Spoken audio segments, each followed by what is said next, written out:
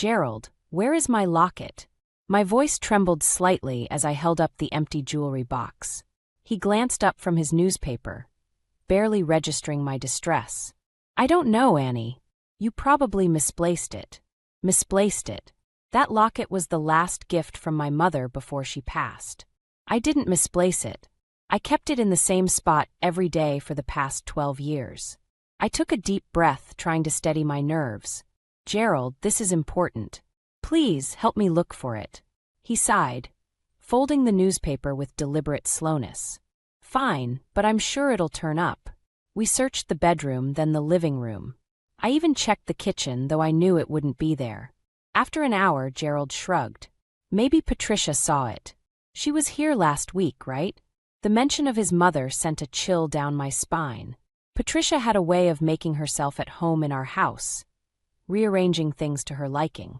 I hadn't noticed the locket missing until now, but the thought of her having it made my stomach churn. Annie, why don't you call her? Gerald suggested, already heading back to his newspaper. I hesitated, but there was no other option. I dialed Patricia's number, my fingers shaking. She answered on the second ring. Hello, Patricia. It's Annie. I was wondering if you happened to see my locket when you were here last week. There was a pause, then a chuckle. Oh, that old thing. I thought it was just lying around. I have it right here. My heart skipped a beat. Could you please return it? It means a lot to me. Well, I'm quite fond of it myself now. It suits me, don't you think? Her tone was dripping with condescension. I clenched my fist, trying to keep my voice calm. It's a family heirloom, Patricia. It belonged to my mother. There was another pause, then a dismissive laugh. You always were sentimental, Annie. I'll think about it. The line went dead, and I stood there, phone in hand, feeling a mix of anger and helplessness. Gerald looked up from his paper, noticing my expression. What did she say? She has it, I said, my voice barely above a whisper. And she won't give it back. Gerald shook his head. Just let it go, Annie. It's not worth the trouble. Not worth the trouble. How could he say that? I felt a surge of determination. No, Gerald. This is important to me. You need to talk to her. He sighed again, a sound that grated on my nerves. I'll see what I can do. Days passed and Gerald did nothing. Patricia continued to flaunt the locket every time she visited, a smug smile on her face. It was clear she had no intention of returning it. One evening, after another frustrating visit from Patricia, I found myself in the kitchen with Charles, Gerald's father. He had always been kind and understanding, a stark contrast to his wife. Is everything all right, Annie? He asked, noticing my distress. I hesitated, then decided to confide in him. Charles, Patricia took my locket. It was my mother's, and she refuses to give it back. Gerald won't do anything about it. Charles frowned, his eyes softening with sympathy. I'm sorry to hear that, Annie. Patricia can be difficult. I should have stood up to her more over the years. His words gave me a glimmer of hope. Charles, I need your help. I can't let her get away with this. He nodded, a determined look in his eyes. We'll figure something out, Annie. You have my support. That night, as I lay in bed, I felt a sense of resolve. With Charles on my side, I knew we could come up with a plan to teach Patricia a lesson. It was time to stand up for myself and reclaim what was rightfully mine. Charles sat across from me at the kitchen table, his expression serious. Annie, we need to do something about Patricia. She's gone too far this time. I nodded, feeling a sense of solidarity with him. I agree. But what can we do? She's so manipulative and Gerald, well, he's no help. Charles leaned back in his chair, rubbing his chin thoughtfully. Patricia has always been headstrong, but she's never faced real consequences for her actions. Maybe it's time she did. I felt a spark of hope. What do you have in mind? He leaned forward, lowering his voice. I have a savings account that Patricia doesn't know about. We could use the passbook as bait. If she thinks it's your savings, it might draw her out. My eyes widened. You'd do that for me? Charles smiled warmly. Annie, you've been more of a daughter to me than Patricia has been a wife. I want to help you. We spent the next hour planning. Charles would place the passbook in my drawer, and I would subtly hint about my savings in conversations with Patricia. It was a risky plan, but it felt empowering to finally take action. The next day, I found an opportunity to set the plan in motion. Patricia had stopped by unannounced, as usual, and was sipping tea in the living room. I joined her, forcing a smile. "Patricia, I've been thinking about the future," I said casually. "I've managed to save up a decent amount over the years." Her eyes flickered with interest. "Oh, how much have you saved?" I shrugged, trying to appear nonchalant. "Enough to be comfortable. I've been very careful with my money." Patricia's lips curled into a sly smile. "That's wise of you, Annie. It's always good to have a little nest egg." I nodded, feeling a sense of satisfaction as I saw the gears turning in her mind. The seed had been planted. Over the next few weeks, Patricia's visits became more frequent. She made snide comments about my housekeeping, criticized my cooking, and generally made herself a nuisance. But I knew what she was really after. One afternoon, I caught her in my bedroom, rummaging through my dresser. She looked up, feigning innocence. "Oh, Annie, I was just looking for a tissue. My allergies are acting up." I forced a smile. "Of course, Patricia. Help yourself." She left the room, and I checked the drawer. The passbook was still there, but I knew it was only a matter of time before she found it. The tension was building, and I felt a mix of anticipation and dread. A few days later, Gerald came home with surprising news. "Annie, Mom and I have been talking. We think it would be a good idea to buy a two-family house. That way, we can all live together and help each other out." I stared at him, my heart pounding. "And how do you plan to pay for it?" He hesitated, then said, "Well, we could use your savings as a down payment. It makes sense, doesn't it?" I felt a surge of anger and betrayal. "So, you and your mother have been planning this behind my back?" Gerald looked uncomfortable. "It's for the best, Annie. We're family." I took a deep breath, trying to remain calm. "Gerald, those are my savings. You had no right to make decisions about them without me." He looked taken aback. "I thought you'd be happy to help." I shook my head, feeling a sense of resolve. "No, Gerald. This isn't right. I won't let you and Patricia take advantage of me." That evening, I called Charles and told him everything. He listened quietly, then said, "It's time to confront them, Annie. We'll do it together." The next day, Charles came over, and we waited for Patricia and Gerald to arrive. When they did, Charles didn't waste any time. "Patricia, Gerald, we need to talk." They looked at him, surprised. "What's this about, Dad?" Gerald asked. Charles held up the passbook. "This is my savings account, not Annie's. You had no right to plan anything without her consent." Patricia's face turned red, and Gerald looked stunned. "But we thought." Charles cut him off. "You thought wrong, and now there will be consequences." The room fell silent, the tension palpable. I felt a sense of vindication, but I knew this was only the beginning. The real battle was yet to come. The room was thick with tension as Charles's words hung in the air. Patricia's face was a mask of indignation, while Gerald looked like a deer caught in headlights. "Charles, how dare you?" Patricia spat, her voice trembling with rage. "This is none of your business." Charles stood firm, his gaze unwavering. "It became my business when you decided to use my savings without permission. And it became my business when you disrespected Annie." Gerald stepped forward, trying to mediate. "Dad, let's not blow this out of proportion. We just thought." "No, Gerald," I interrupted, my voice steady. "You didn't think. You and Patricia assumed you could manipulate me, but that's not going to happen."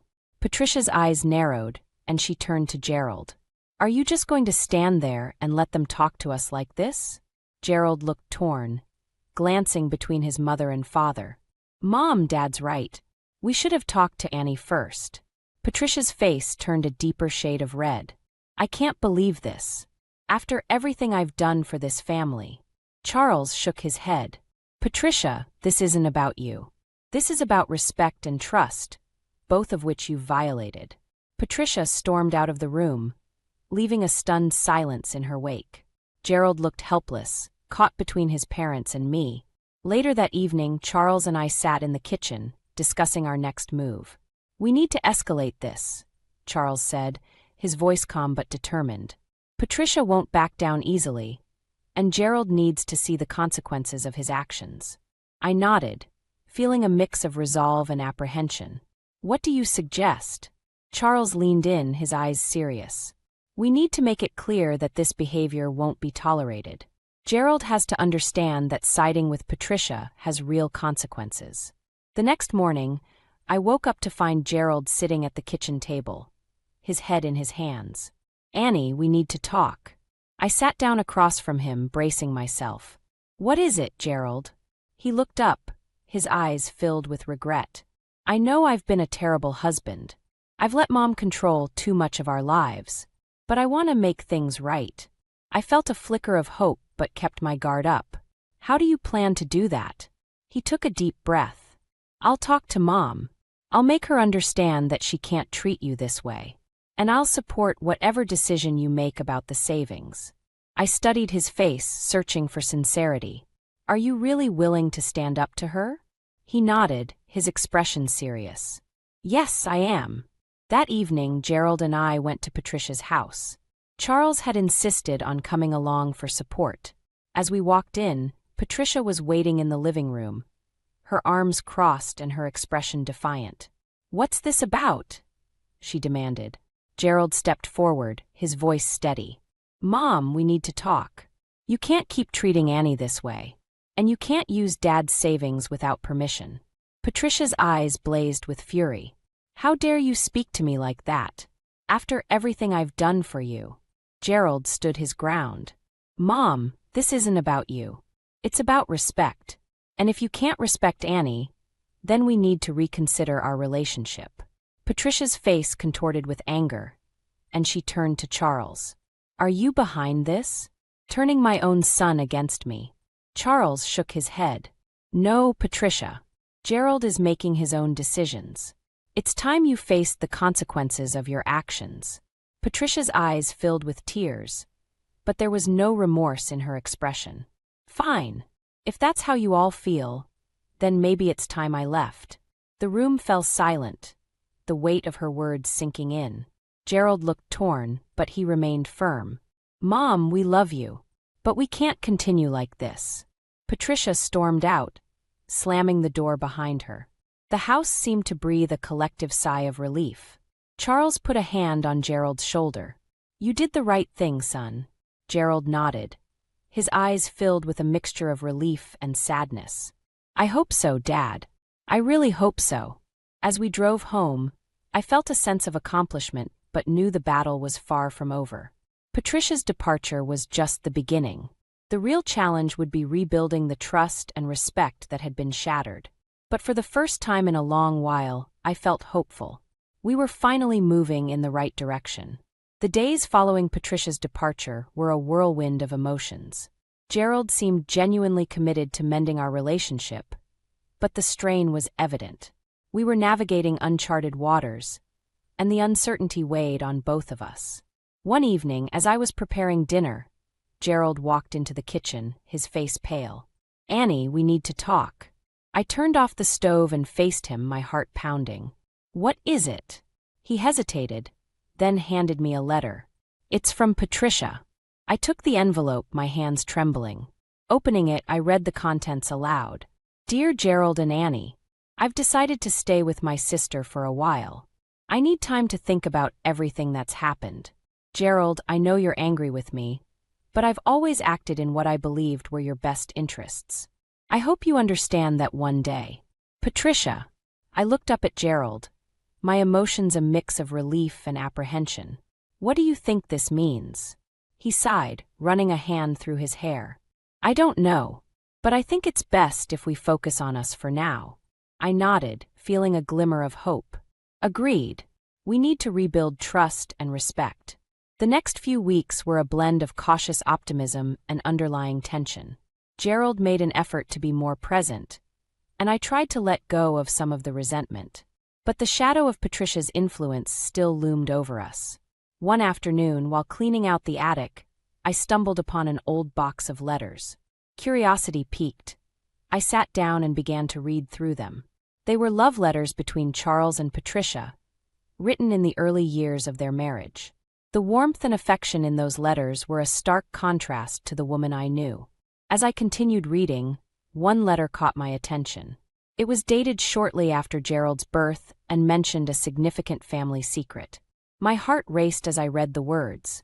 Charles, I've been hiding something from you for a long time. Gerald is not your biological son. I had an affair before we got married, and I never had the courage to tell you. I hope you can forgive me. Patricia. I sat there, stunned. This revelation changed everything. How could I tell Gerald? How would Charles react? The weight of the secret pressed down on me, and I knew I had to make a decision. That evening, I called Charles and asked him to come over. When he arrived, I handed him the letter, my hands shaking. Charles, I found this in the attic. You need to read it. He took the letter, his eyes scanning the words. As he read, his face turned ashen and he sank into a chair. I can't believe this, he whispered. All these years. I placed a hand on his shoulder. I'm so sorry, Charles. I didn't know. He looked up at me, his eyes filled with pain. Annie, we need to tell Gerald. He deserves to know the truth. I nodded, dreading the conversation ahead. Yes, he does. We waited for Gerald to come home, the tension in the room palpable. When he walked in, he immediately sensed something was wrong. What's going on? Charles stood up, his expression solemn. Gerald, there's something you need to know. It's about your mother. Gerald's face hardened. What now? Charles handed him the letter. Read this. Gerald took the letter, his eyes scanning the words. As he read, his face turned pale, and he looked up at us, his voice shaking. Is this true? Charles nodded, his eyes filled with sorrow. I'm afraid so.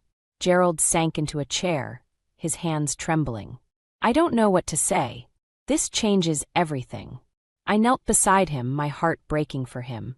Gerald, we'll get through this together. But we need to decide how to move forward. He looked at me, his eyes filled with a mix of anger and confusion. I need some time to process this. I don't know what to do. Charles placed a hand on his shoulder. Take all the time you need, son. We're here for you. As Gerald retreated to our bedroom, I felt a sense of dread.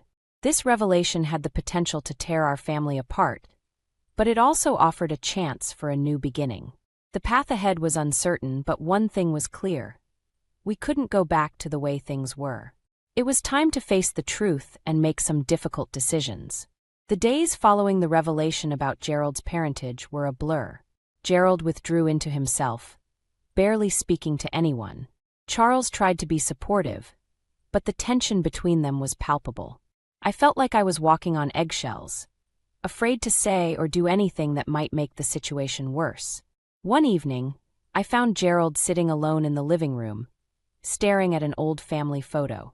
I took a deep breath and sat down beside him. Gerald, we need to talk. He didn't look at me, his eyes fixed on the photo. What's there to talk about, Annie? My whole life has been a lie. I reached out, placing a hand on his arm. I know this is hard, but we can't ignore it.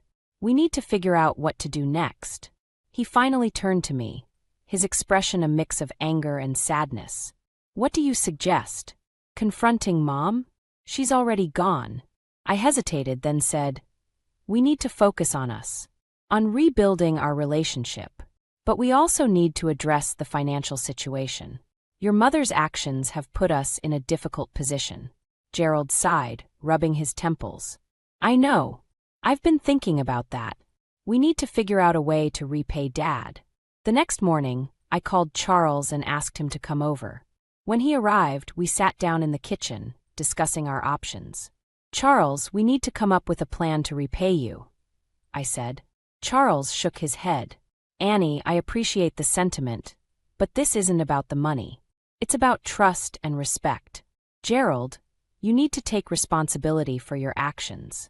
Gerald nodded, looking determined. I understand, Dad. I'll do whatever it takes to make things right. Charles leaned back in his chair, his expression thoughtful.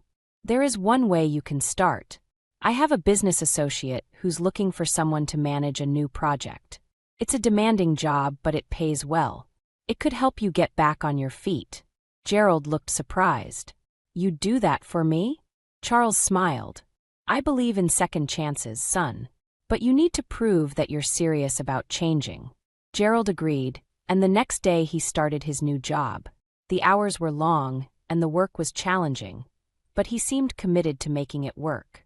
I felt a glimmer of hope, but I knew we still had a long way to go. A few weeks later, I received a call from Patricia.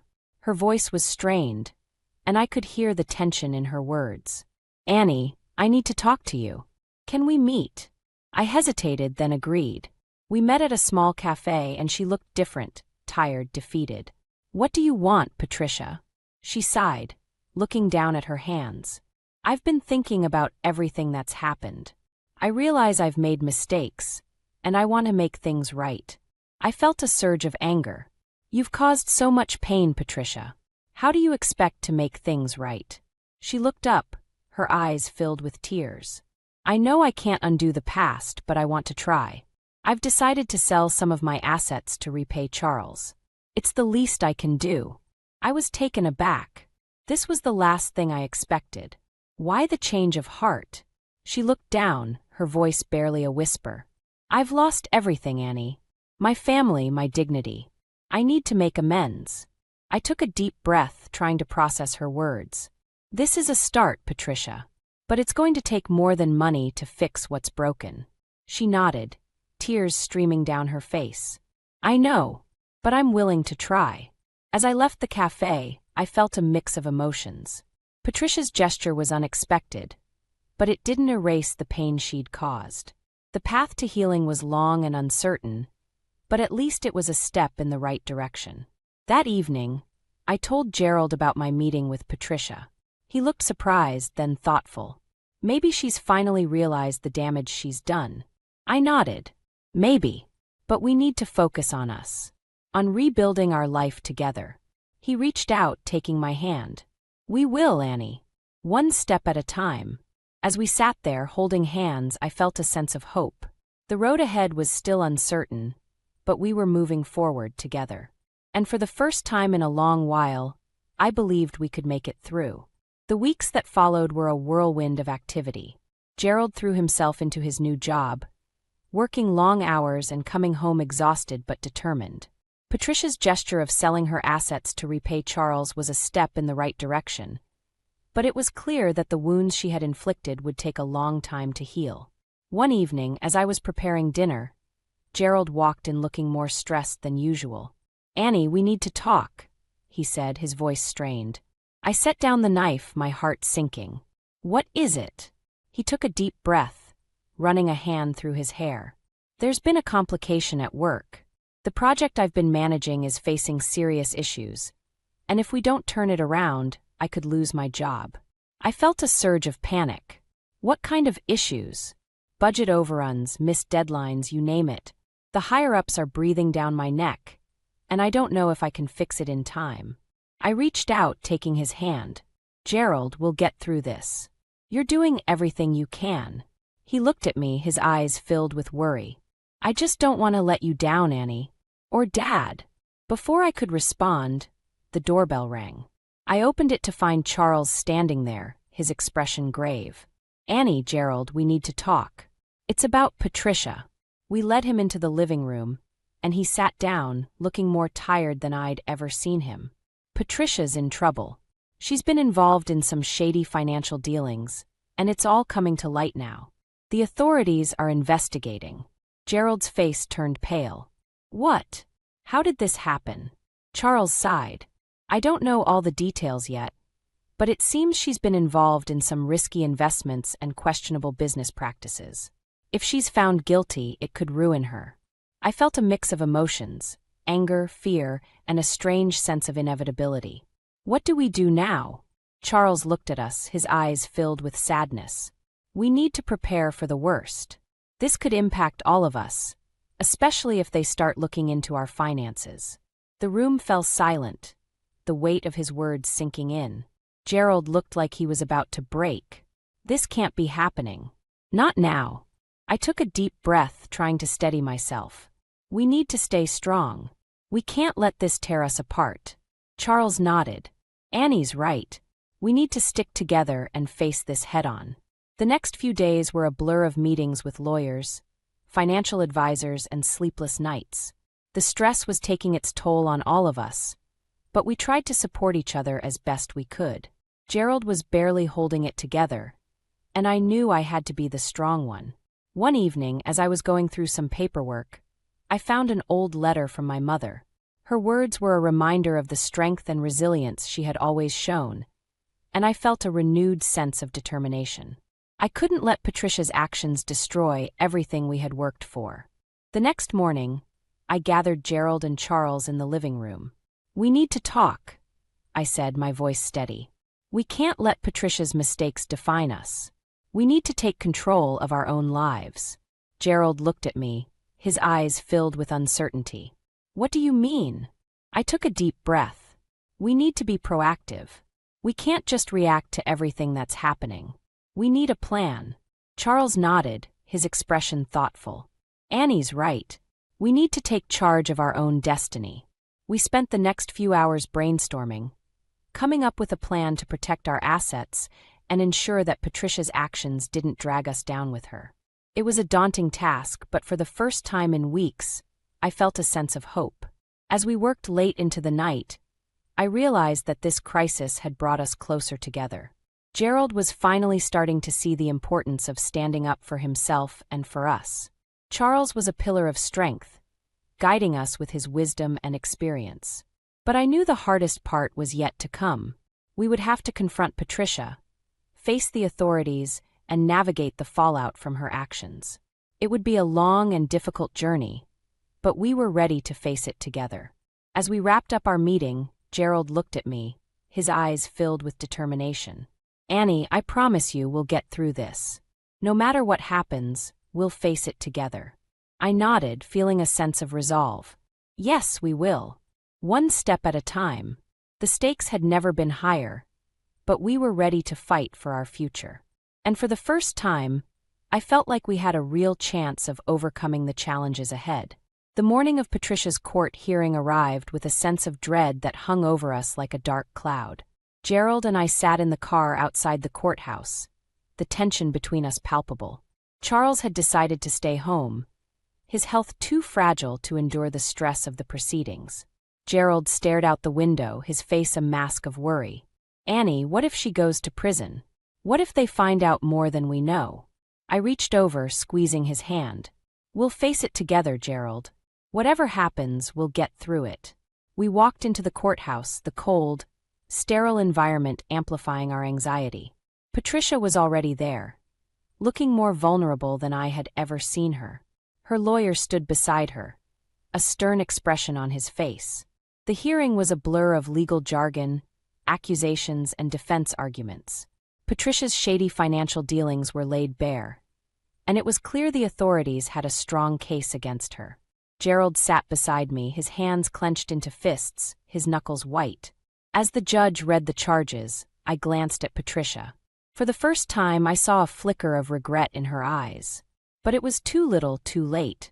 The damage had been done. When the hearing concluded, the judge announced that Patricia would be held accountable for her actions. She was sentenced to a substantial fine and community service, narrowly avoiding prison time. The relief I felt was tempered by the realization that our lives would never be the same. Outside the courthouse, Patricia approached us, her eyes filled with tears. "Gerald, Annie, I'm so sorry. I never meant for things to go this far." Gerald looked at her, his expression a mix of anger and sadness. "Mom, you've hurt us more than you can imagine, but we'll find a way to move forward." Patricia nodded, her shoulders slumped. "I'll do whatever it takes to make amends." As we drove home, the weight of the day's events settled over us. Gerald was silent, lost in his thoughts. I knew this was a turning point for all of us, but I couldn't shake the feeling that the hardest part was yet to come. That evening, as we sat in the living room, Charles joined us, his face lined with worry. "How did it go?" he asked.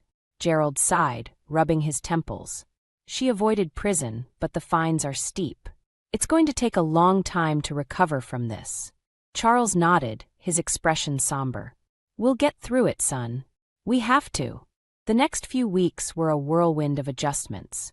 Patricia moved in with her sister, and Gerald and I focused on rebuilding our lives.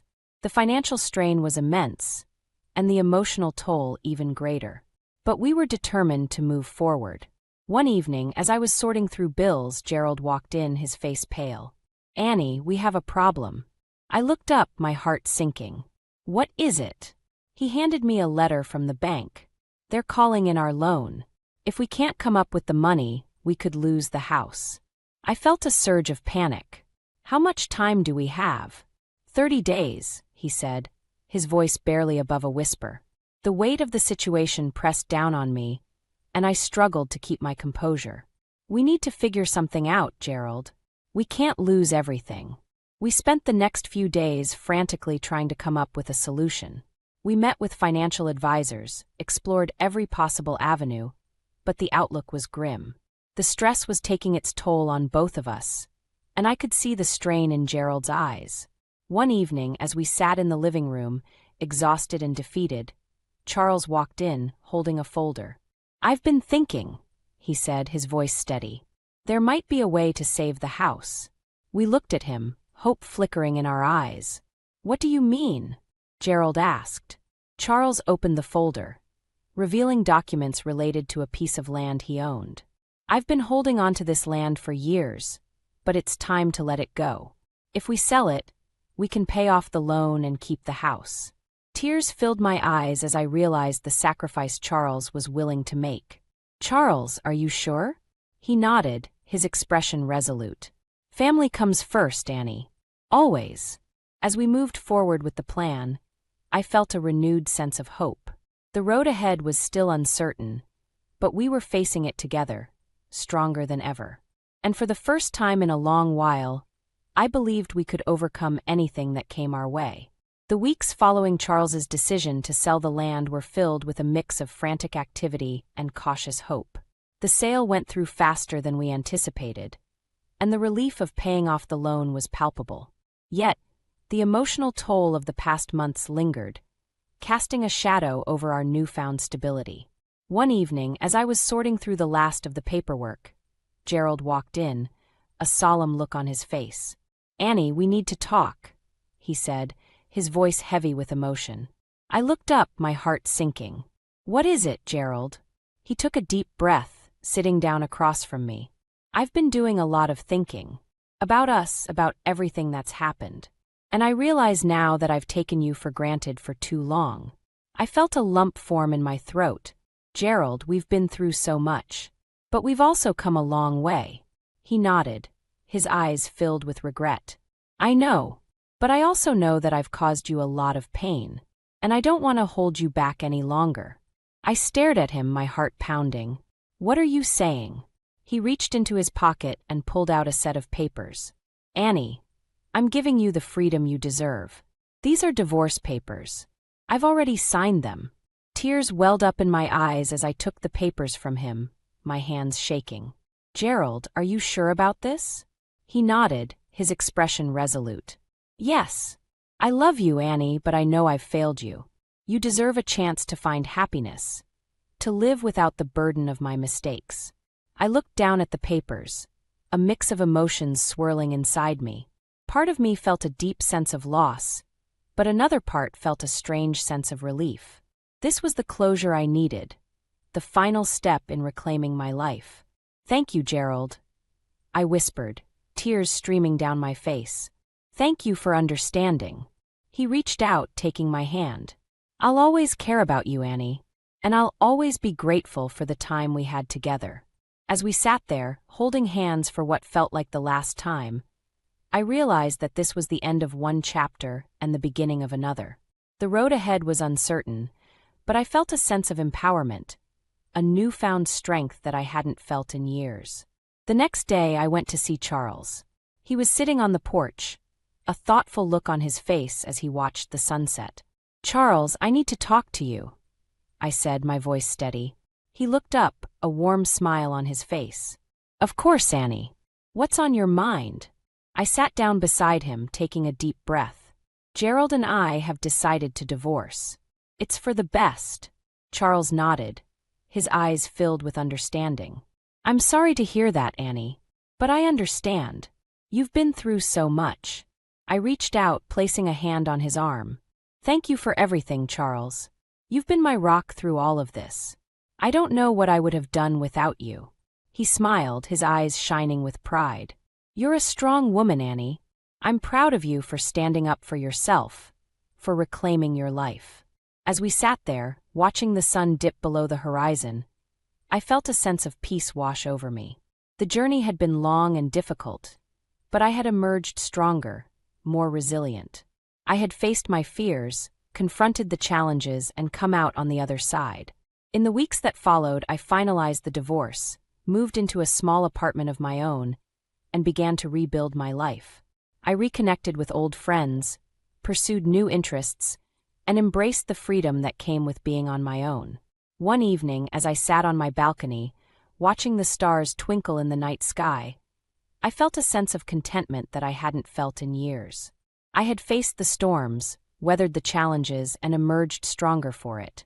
And as I looked out at the vast expanse of the night sky, I knew that the future was filled with endless possibilities. I was free, I was empowered, and I was ready to embrace whatever came next.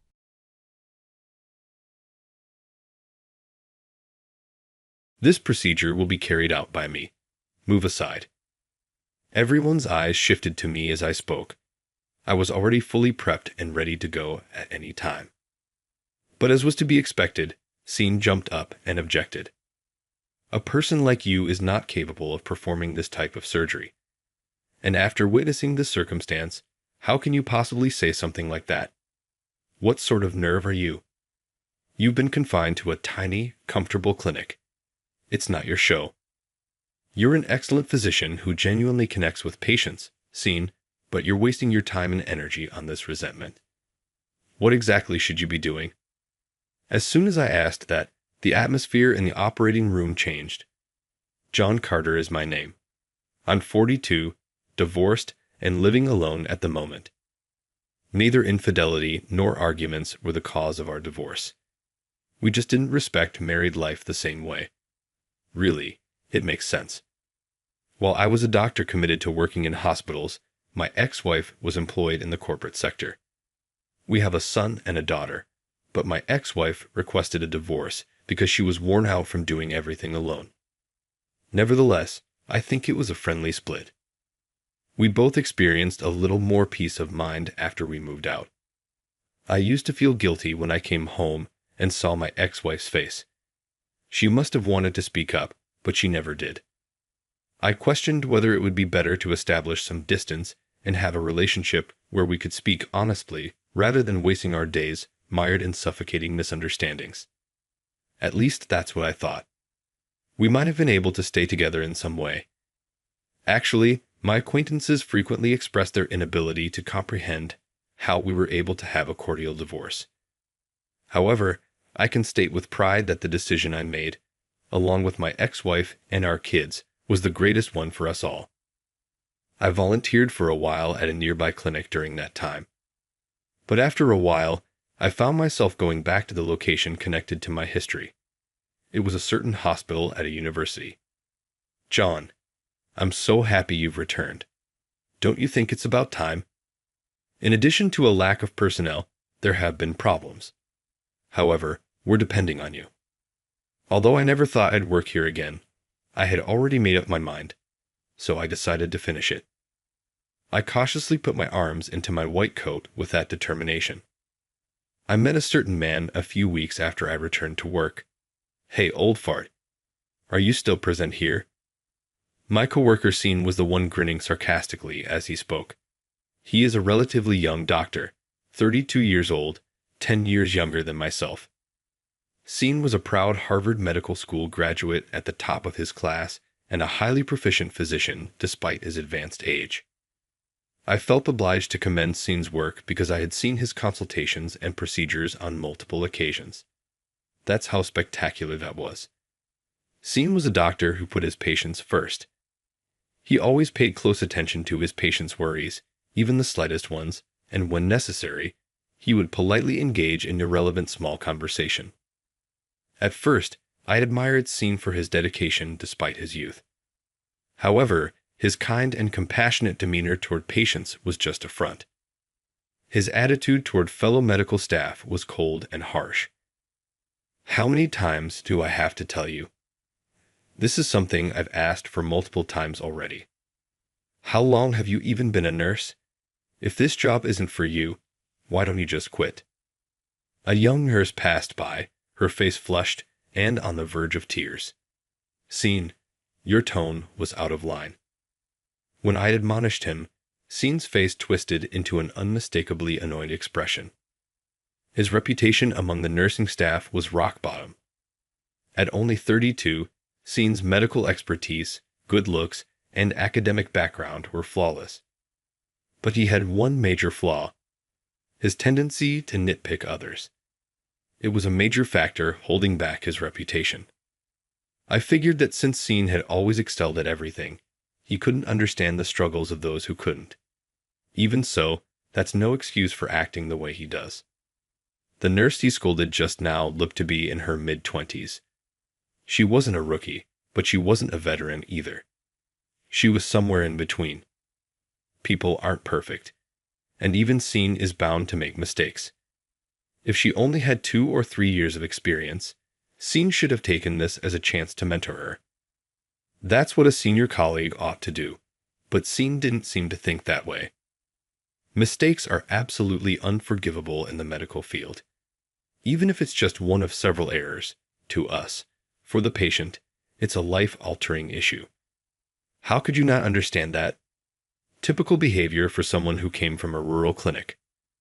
Scene smirked and swirled his white coat like a cape as he left. He wasn't wrong. We can't afford to make mistakes. But isn't it the role of the teacher to step in and prevent major mistakes before they happen, and properly guide the person who almost made one? I couldn't completely deny what Scene was saying, but I still disapproved of his attitude. Little did I know that Scene's attitude would later lead to a critical situation. One day, Scene walked up to me and said something out of the blue. "Hey, why don't you watch and learn during my surgery, old fart?" I couldn't tell what his real intent was. The only thing that was obvious was that he looked down on me. I've observed Scene's surgeries several times. His every move was efficient, with not a single wasted motion. His techniques minimized the strain on the patient's body. For someone as young as he was, his skill was astonishing. It could only be described as natural talent. As I intently observed the surgery, Scene gave a satisfied smile and said, "Pretty amazing, huh? Surgeries like these don't happen in small-town clinics. Unlike you, I've been observing procedures like this since med school. Sure, some of it is because of the different environments, but this is an insurmountable gap. That's why you should learn from my surgeries. That's probably the only thing you can do, old fart." With that, Scene walked off on his way out. He dumped some miscellaneous tasks on me. Since coming to this university hospital, I hadn't done anything that felt like real doctor's work. On paper, we were equals. But to Scene, I was just a small-town nobody who showed up out of nowhere. He seemed to think that unless he gave me instructions, I wouldn't be able to move on my own. One of the nurses, Mary, who had witnessed the scene, spoke up. Scene can be such a pain.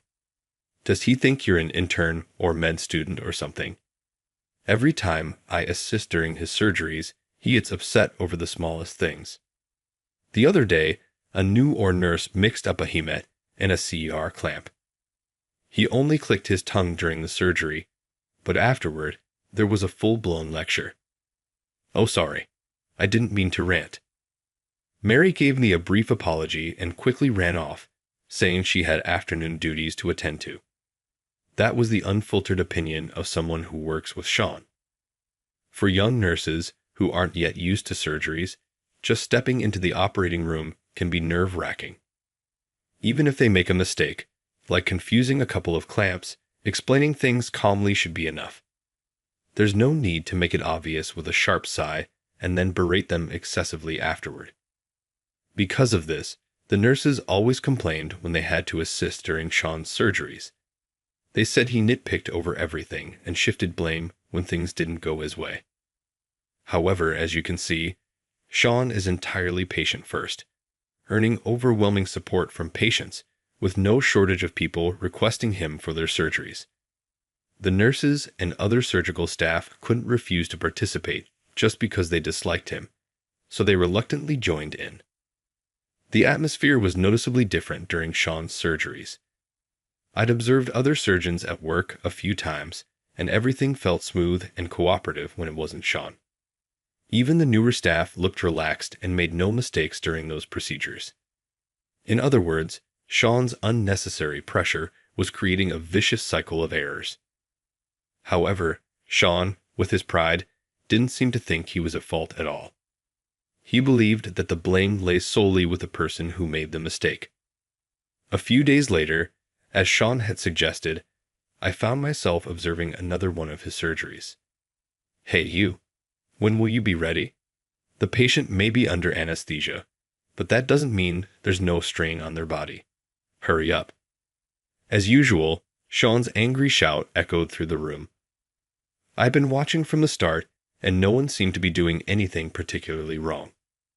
If anything, the only issue was that a new nurse, who was Mary's junior, seemed a bit flustered. However, she was still inexperienced as a nurse and was likely just nervous because Sean was the lead surgeon. There were no other noticeable issues, yet to Sean, even that was something to criticize, and he started grumbling complaints. I thought to myself, if you have time to lecture, just get on with the surgery already. But I kept those words to myself. Finally, the surgery began, and everything seemed to be going smoothly. Despite the procedure being relatively complex, Sean's movements were precise, without any hesitation. I watched with a sense of relief until the unthinkable happened. The patient's vitals suddenly became unstable. The anesthesiologist immediately stepped in, and Sean shifted gears to try to handle it, but the situation kept getting worse. "Sean, this is bad. We need to call the chief of surgery immediately." "Shut up. I can handle this. Don't you dare give orders to me. You're just a nurse, and I'm the doctor." This was bad. That thought flashed through my mind instinctively. While Sean's skills were undoubtedly top-notch, it seemed he had never encountered a situation like this before. He was panicking, badly. Sweat beaded on his forehead, and no matter how much he wiped it away, more kept dripping down. The assistant surgeon, the junior doctor who had just finished their residency, was clearly lost and had no idea how to respond. Just as Mary suggested, calling the chief of surgery immediately and switching to an emergency operation was the right call.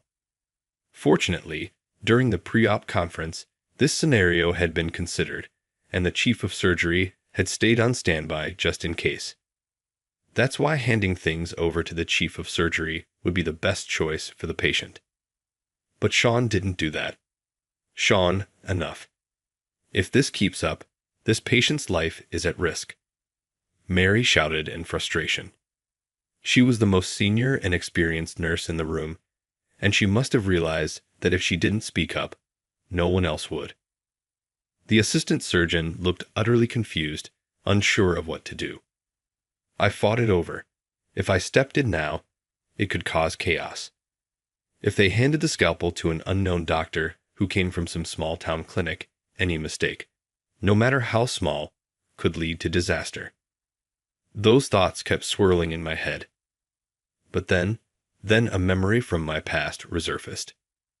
That cursed incident was the very reason I had to leave this university hospital. It happened when I was 32, the same age Sean is now. Back then, I was hailed as a rising star, having graduated at the top of my class. I never sought out that kind of recognition, but being a top graduate followed me everywhere, both as a blessing and a curse. My peers would say things like, "We're counting on you." But my superiors didn't view me favorably. Even though I wasn't being cocky, They whispered behind my back and fed baseless rumors about me to patients. It seemed like they were trying to hinder my work and make me stumble. Just as they had hoped, I ended up making a catastrophic mistake that almost cost me everything. In the end, the chief of surgery at the time stepped in and saved the patient. But it was a close call that could have cost a life. The incident was settled out of court, but my confidence as a doctor was shattered.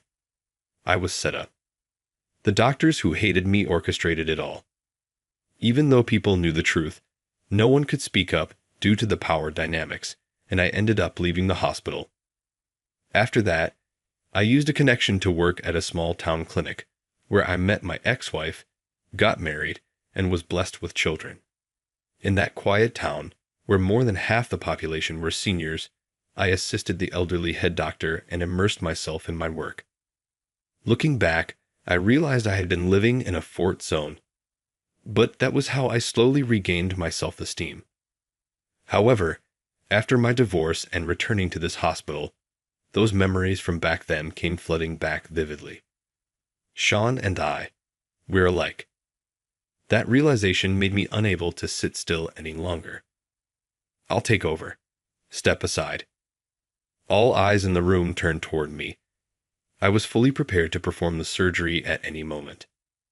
As expected, Sean immediately lashed out. This isn't a surgery someone like you can handle. And how can you even say that, seeing this situation? What kind of nerve do you have? You're just some doctor from a cozy small-town clinic. Stay out of this. You stop there. The chief of surgery was notified, and he said, if John is there, he wants John to take over. What? Not only Sean, but everyone else looked shocked and turned to stare at me again. I made eye contact with the anesthesiologist and gave a slight nod. If this pointless argument dragged on any longer, the patient could suffer permanent damage. That was something I absolutely couldn't allow. Sean seemed too shaken to resist when I gently placed my hand on his shoulder, and he stepped back. He slowly took in the scene and realized that this situation was beyond what he could handle. I'm switching this to an emergency procedure. The chief of surgery has authorized me to lead. Sean, you'll be the primary assistant. You, I pointed, please act as the second assistant. When I said that, the younger doctor nodded and urged Joa to take his place. But Sean didn't move. He looked like he couldn't accept being replaced as the lead surgeon. But it wasn't even my mistake. I couldn't hold it in anymore. Enough. Why did you become a doctor in the first place? Are you going to let your pride take precedence over the patient's life? If that's the case, you'd be better off quitting altogether. Sean's eyes widened. He'd probably never been spoken to like that before. And of course, he was an elite, acknowledged by everyone. But being an elite doesn't make someone perfect.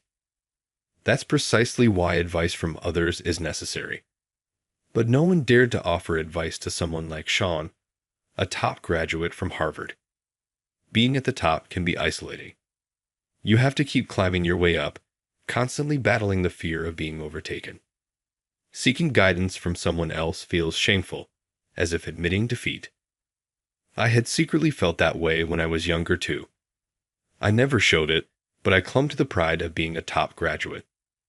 Sean, you're a remarkable doctor who truly connects with your patients. But you're not the type to waste away in a place like this. So what is it you're supposed to be doing right now? The atmosphere in the operating room shifted. To be precise, Sean's expression changed. Understood. Please lead the way. Sean stood before me and looked straight at me with clear, determined eyes. In the end, we overcame a crisis. I was relieved to hear that the patient's condition remained stable. The surgery was supposed to take only a few hours, but the worst-case scenario discussed during the conference occurred, and it ended up taking over 10 hours. But we saved the patient, and that was enough for me. Later that evening, as I walked down the hospital hallway during my night shift, I saw Sean sitting on a bench, deep in thought. Stacks of documents were piled up next to him, along with medical textbooks. As I wondered what he was doing, Sean suddenly looked up, and our eyes met. I scratched my head as I walked over to him. "What are you doing here?" "Wait, is that?" The papers Sean was reading were detailed notes on the procedure I had performed during that emergency surgery. That surgery, anyone could tell it was high level. There's no way an average doctor could pull it off. I wanted to believe I could handle it, but my body refused. Even so, I felt I had to do something, and I couldn't step back. After a brief silence, Sean took a deep breath and spoke again. "I thought a lot about what you said, about what I should be doing. What I needed to do was support you as the lead surgeon trusted by the chief. And most importantly, save the patient's life. I couldn't pull off a procedure that complex. But you were full of confidence. That's why I decided I had to entrust it to you. So, is that why you're studying the procedure now?" Sean nodded slightly. Even as he assisted me during that surgery, he had been carefully observing every move of my scalpel. Sean must have been trying to learn from what I was doing. At the same time, he gave precise instructions to the young doctor serving as the second assistant, and reassured the nurses when they began to panic and almost made mistakes.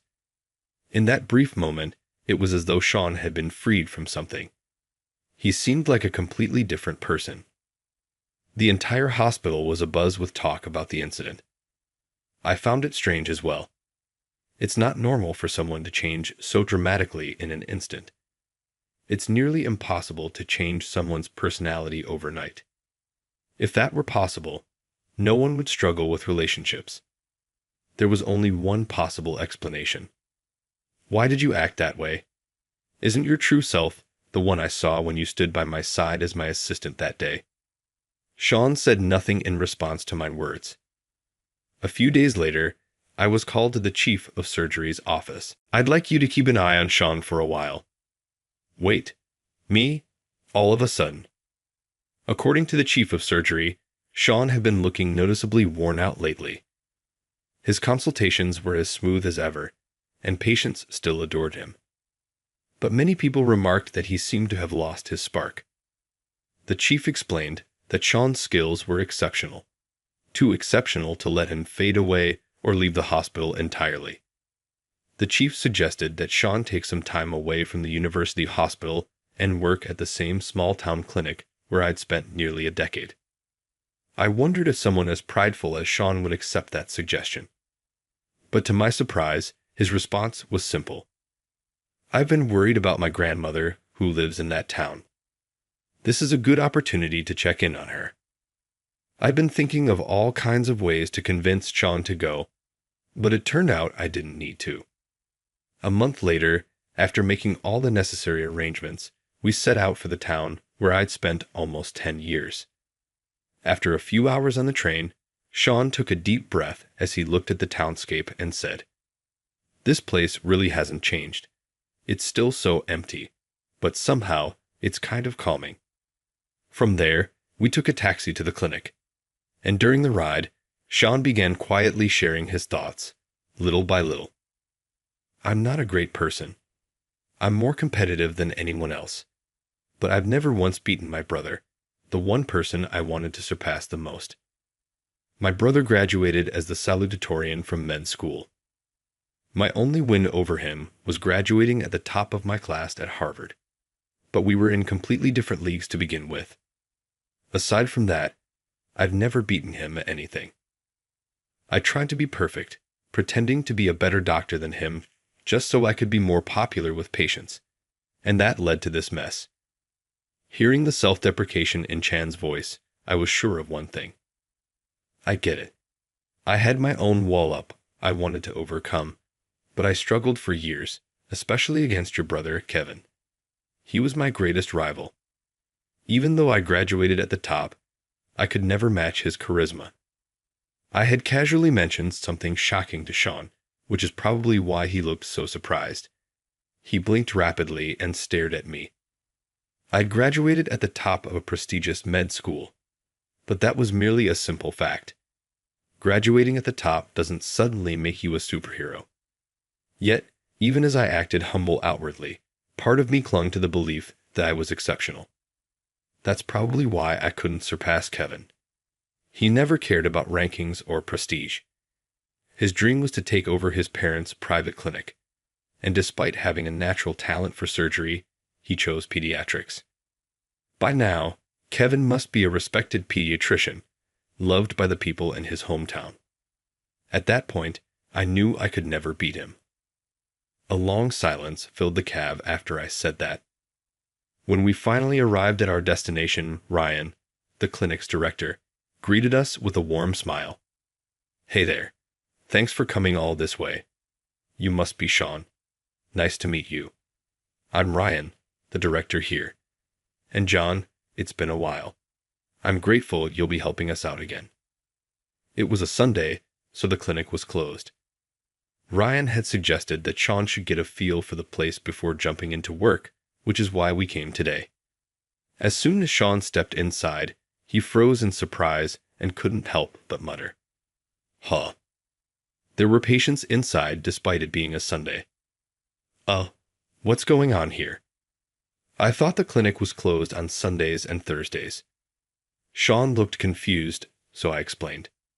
"That's exactly why it's open as a community space today. This town is small and doesn't have many medical facilities. The nearest general hospital is in the next town over, and not every specialty is available here. So Ryan set this place up as a meeting spot on off days so patients can gather and share their concerns with one another." Sean glanced around, looking convinced. About 80% of the visitors were elderly, but there were also some children and younger people mixed in.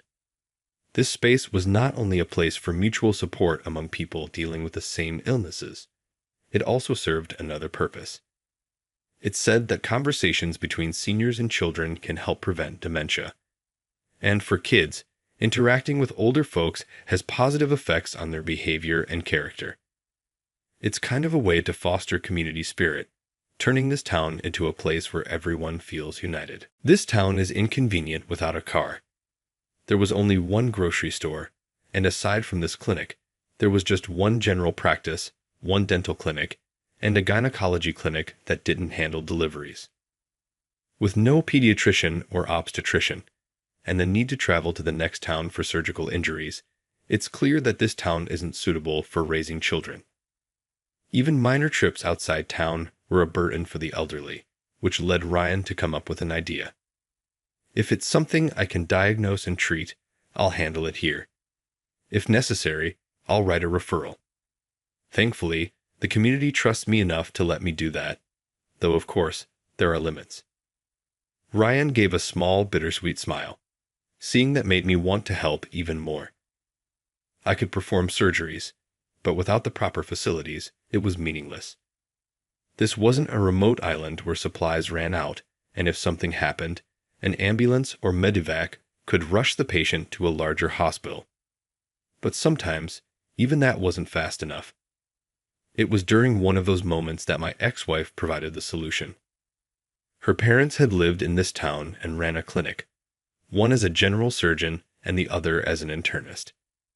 However, both of them retired due to aging, leaving the clinic behind. Since my ex-wife wasn't a doctor and worked in the corporate world, she couldn't run it even if she inherited it. That's when I made a suggestion. "I'll cover the renovation costs. Just let me use the clinic as a surgical facility." Thanks to that, we were able to perform simple surgeries in town, and the residents were overjoyed. But I was still just a doctor helping out at Ryan's clinic. In a place with so few doctors, major surgeries were still out of reach, and we often had no choice but to transfer patients to a general hospital.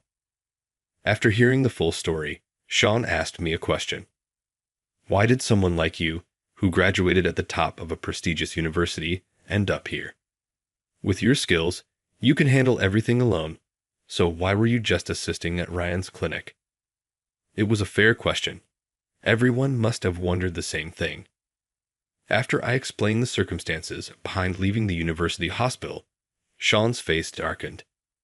Well, in a way, it gave me time to cool my head. And honestly, I don't regret it. The reason I worked at Ryan's clinic was because this man is the town's beacon of hope. If it weren't for Ryan, the town's healthcare wouldn't have come this far. Most of the residents wanted Ryan's clinic to continue, so I stayed to support that. Why did you choose this town? What's your connection with Ryan?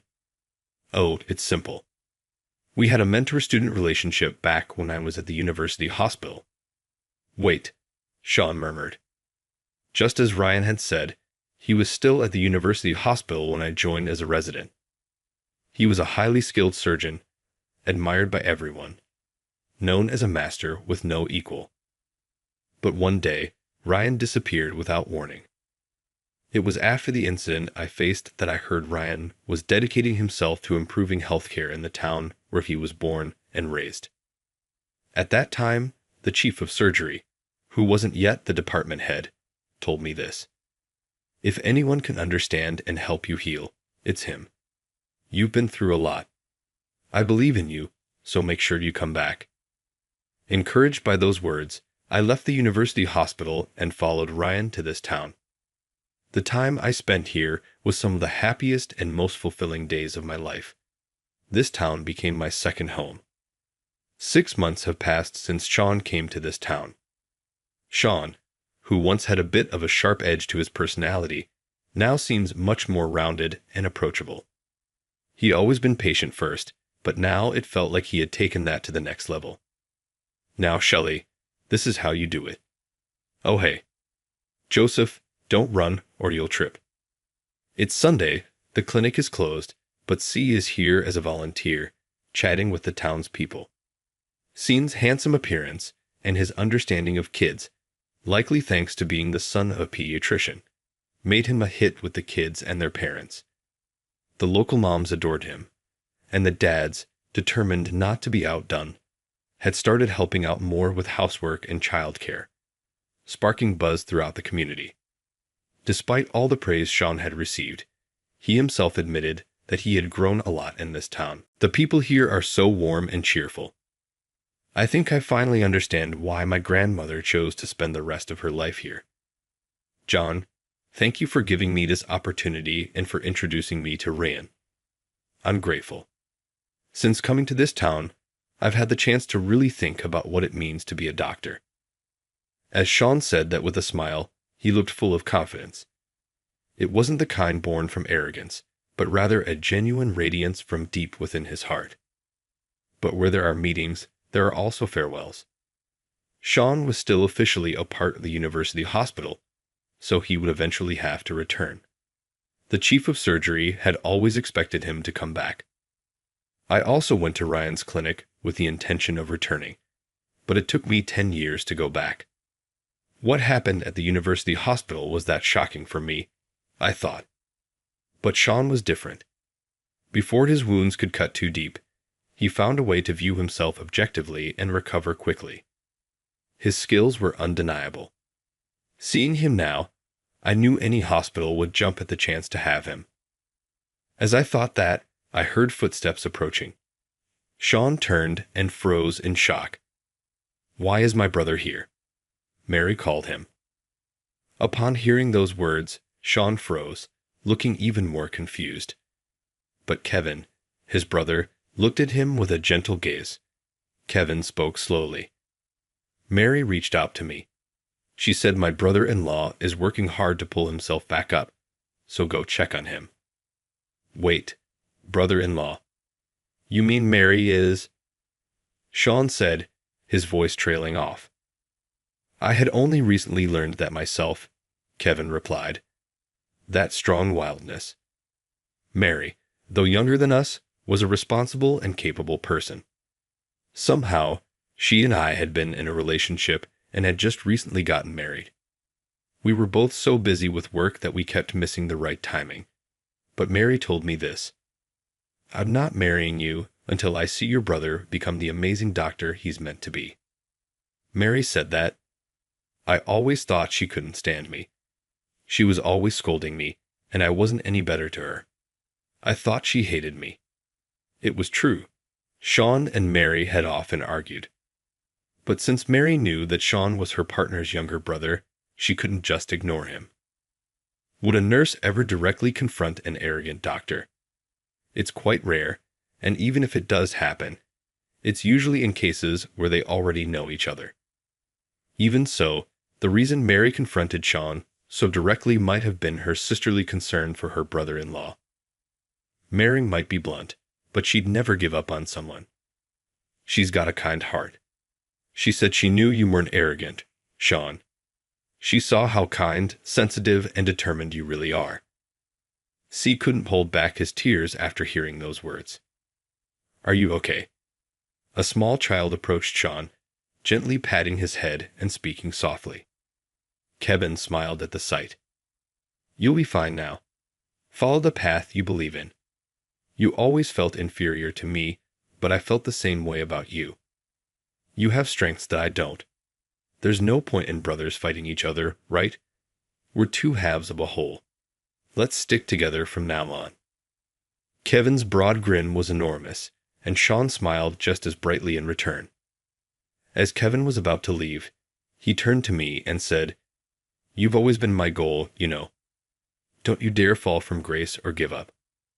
I leaned forward and replied without hesitation, Of course not. You're my lifelong rival. Later, Mary left the university hospital to become a nurse at Kevin's pediatric clinic, and Sean's journey to becoming a chief surgeon candidate is a story for another time. I'll continue doing what I can. It doesn't matter whether it's at a big hospital or a small town clinic. I'll go wherever people need me. That's what it means to be a doctor.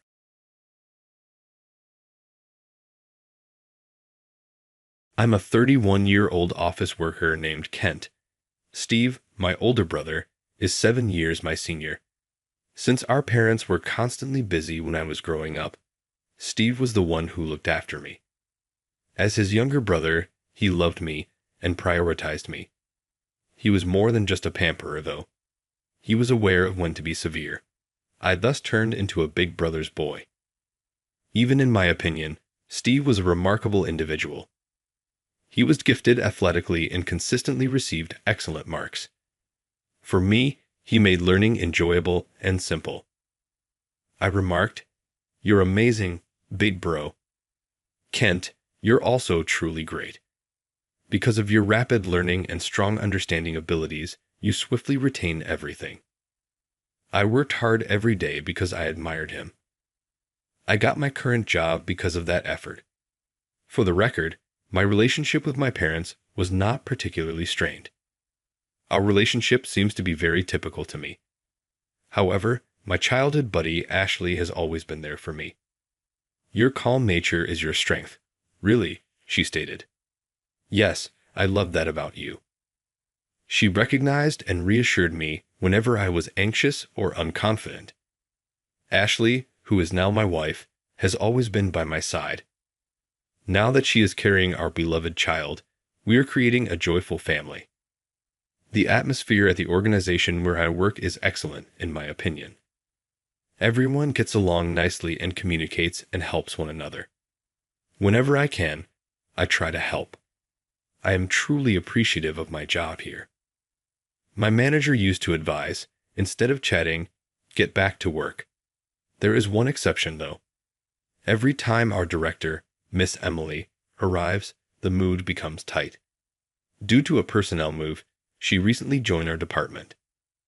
I received my degree from a prominent university. She boasted, You less qualified people should just do as I say. The director, who seemed to take great pride in her own education, continued to bring up academic credentials wherever she could. She seems to have been inquiring about everyone's educational background. She appears to have come to the conclusion that she is the group's most educated member. Her academic boasting doesn't impress me because I place a higher importance on work achievement than educational background. One day she asked me, Which university did you attend? I was preoccupied with my work and didn't enjoy the talk. I didn't attend a university in the U.S. anyway. What? You just graduated from high school? It's incredible. These days, ineptitude is associated with that. She assumed I was merely a high school graduate and began making fun of me when I attempted to reply informally and simply go about my work. To be honest, though, I didn't really mind. Everybody thinks differently, in my opinion. The director, who takes pride in having graduated from a prominent university, tends to believe she is right and superior and doesn't need to listen to someone who is less educated. She stopped listening to me once she declared me a high school graduate. If all she does is mock me, I just have to ignore her. Hey, you with a low education, get this job done by tomorrow. What? Director, isn't this your job? Furthermore, isn't next week the deadline for this job? You're incompetent. Just do as I say. I was troubled by her assigning me her work and harassing me. Thankfully, my colleagues helped me out, but her presence turned the department's atmosphere sour. Kent, are you okay? You look tired, Ashley said as soon as I got home. She works at the same company as me, but is currently on maternity leave and unaware of the current situation at the office. I wish she would focus on preparing for the baby, but I ended up venting a little.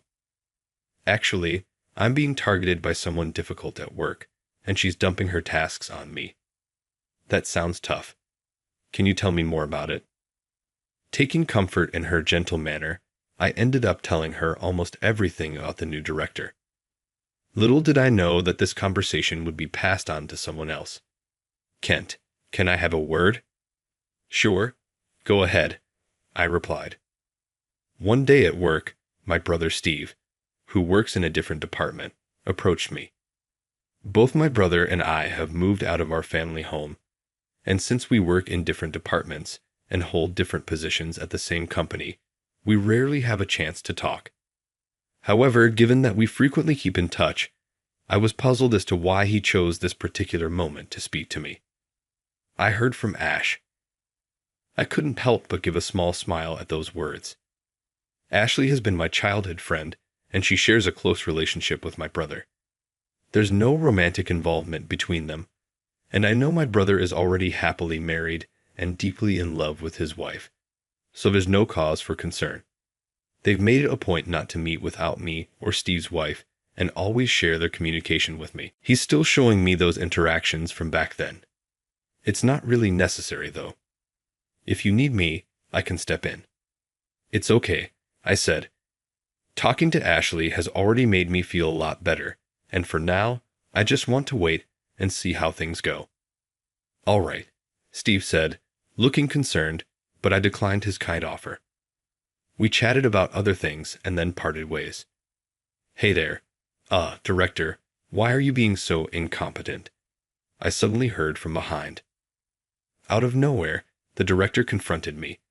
I wondered if she was close to Steve. They must be almost 10 years apart. You shouldn't be talking so casually to someone like him. Stay away from Steve from now on. May I ask, what is your relationship with him?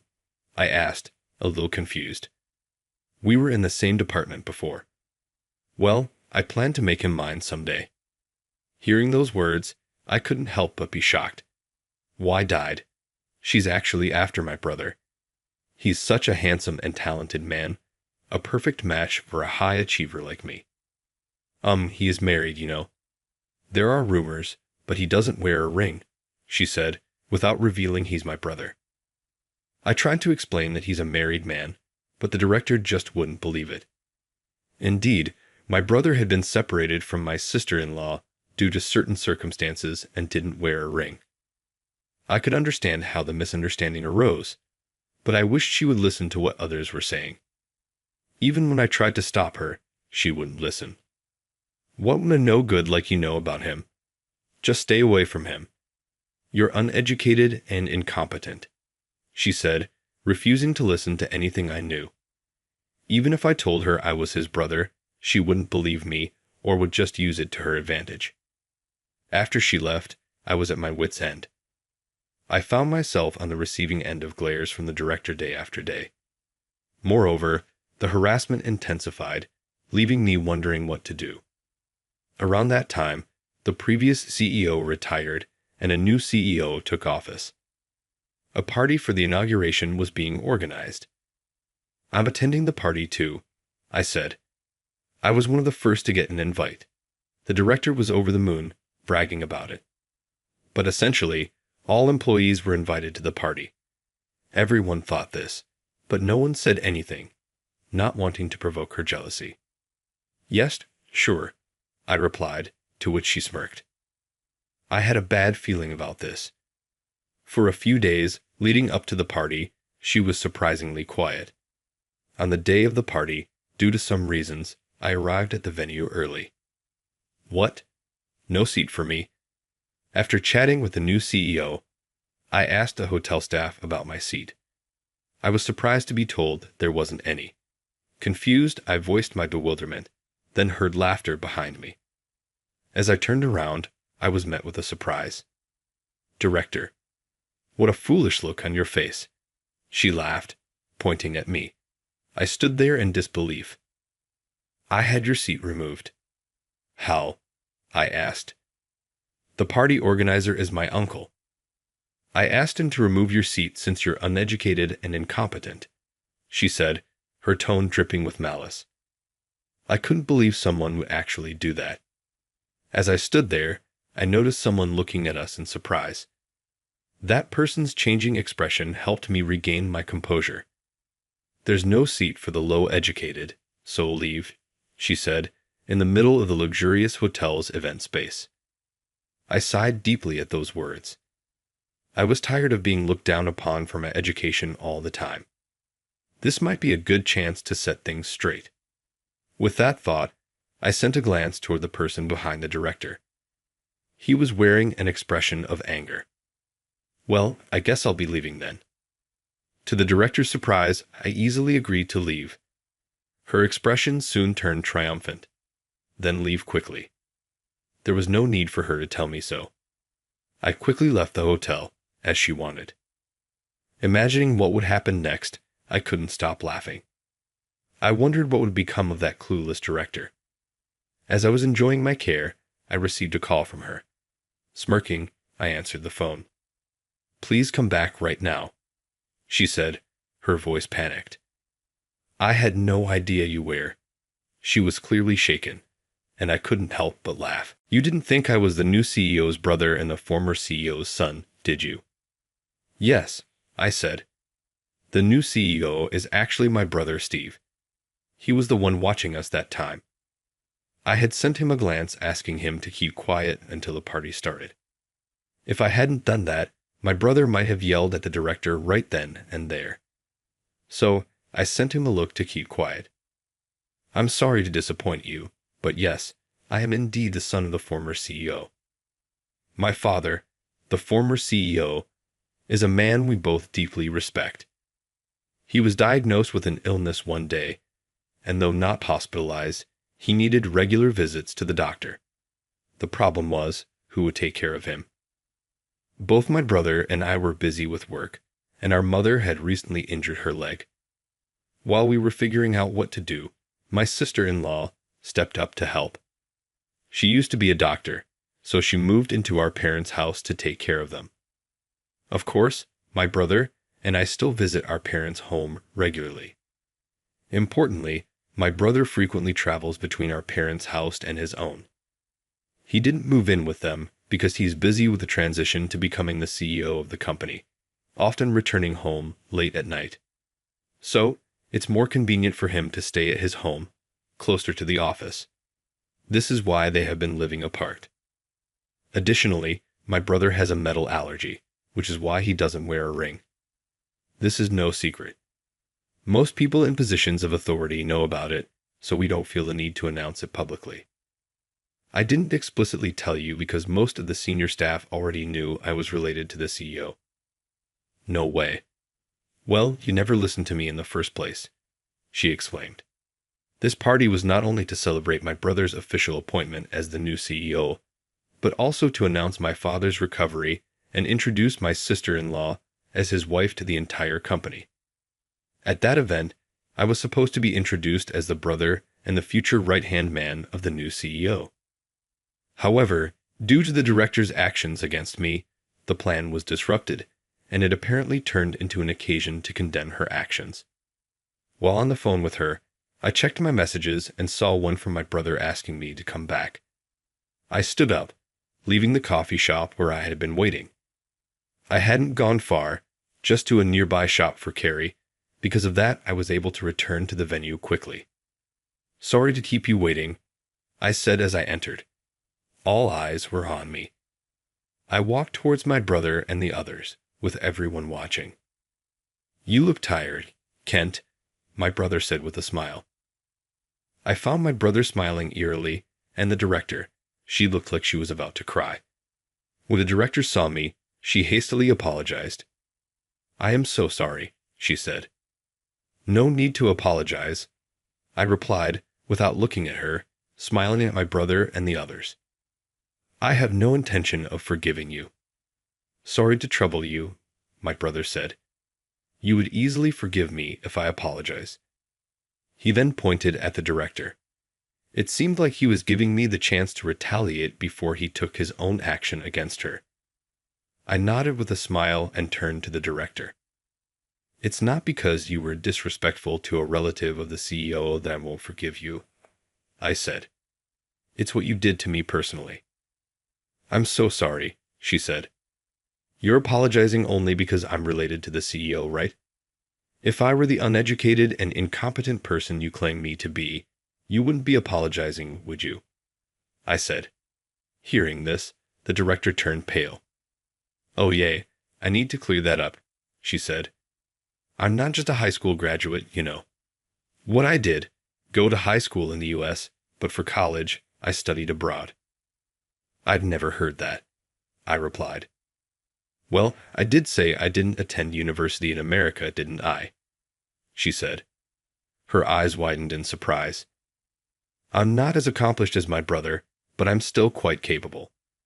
That's why I went abroad right after high school. Well, I don't brag about my education like someone I know, I said. How can this be an uneducated and incompetent person? I asked her. If I'm uneducated and incompetent, then I wonder how exceptional the director must be.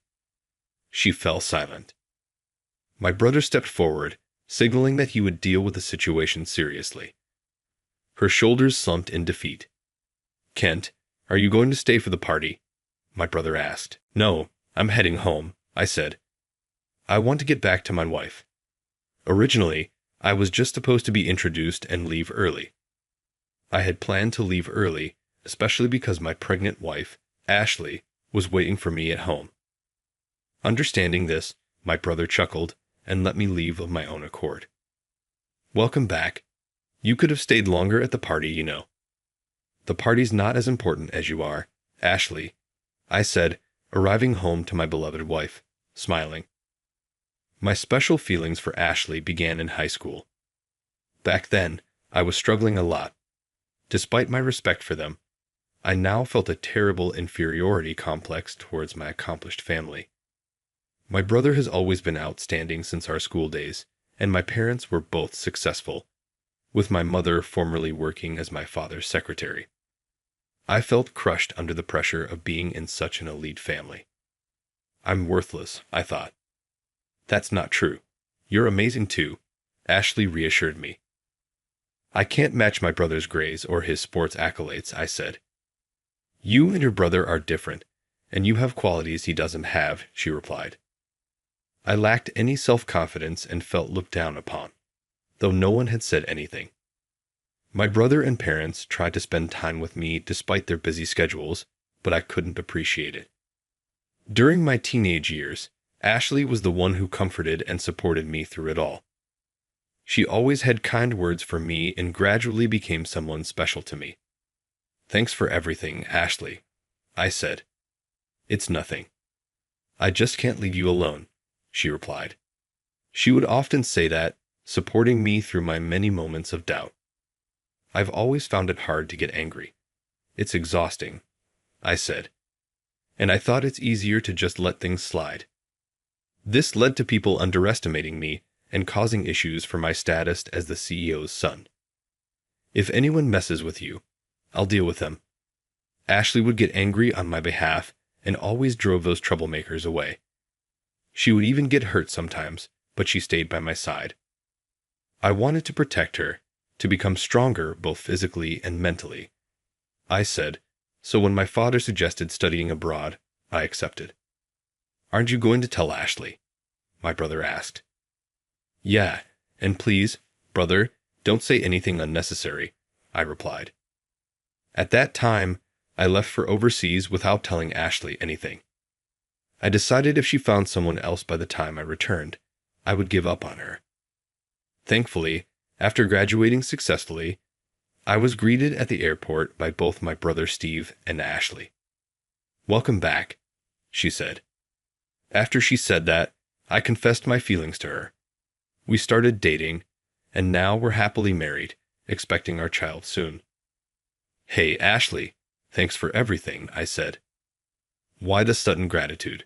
She asked. You talked to my brother about everything, right? That's why I could fight back, I said. So, of course, I've always seen you as someone special since we were kids.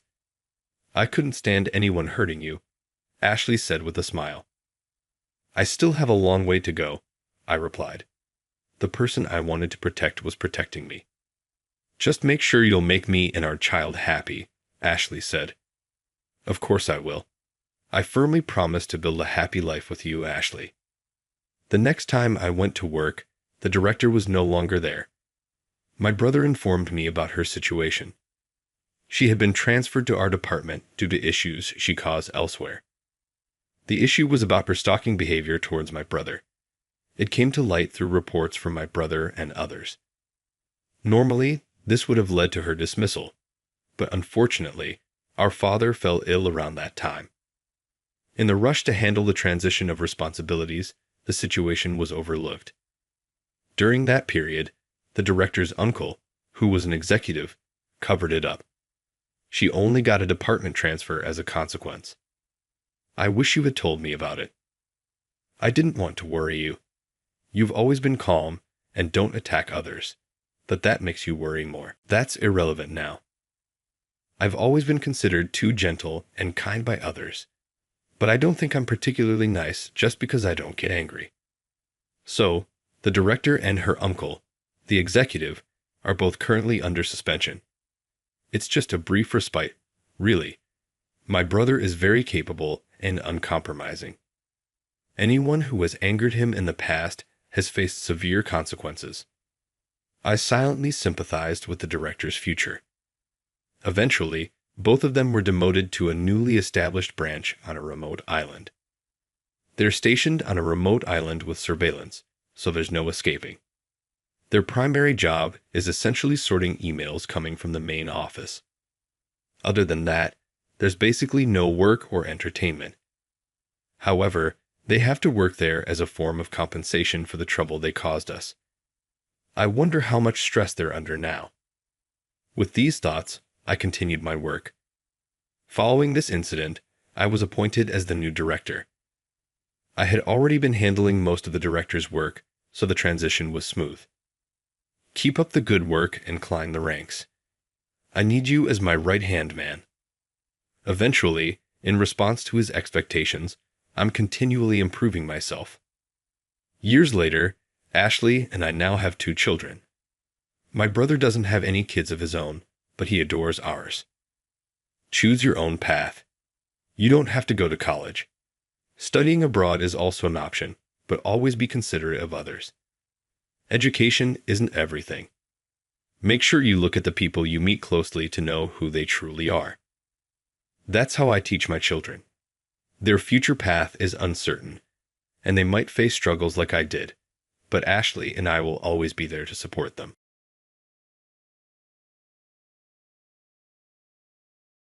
I apologize for making you wait, Pension. Granny, what did you just say? Megan smirked as she stared me in the face after taking her sweet time to devour a sumptuous lunch. What? Did I not get through? As you age, your hearing may also deteriorate.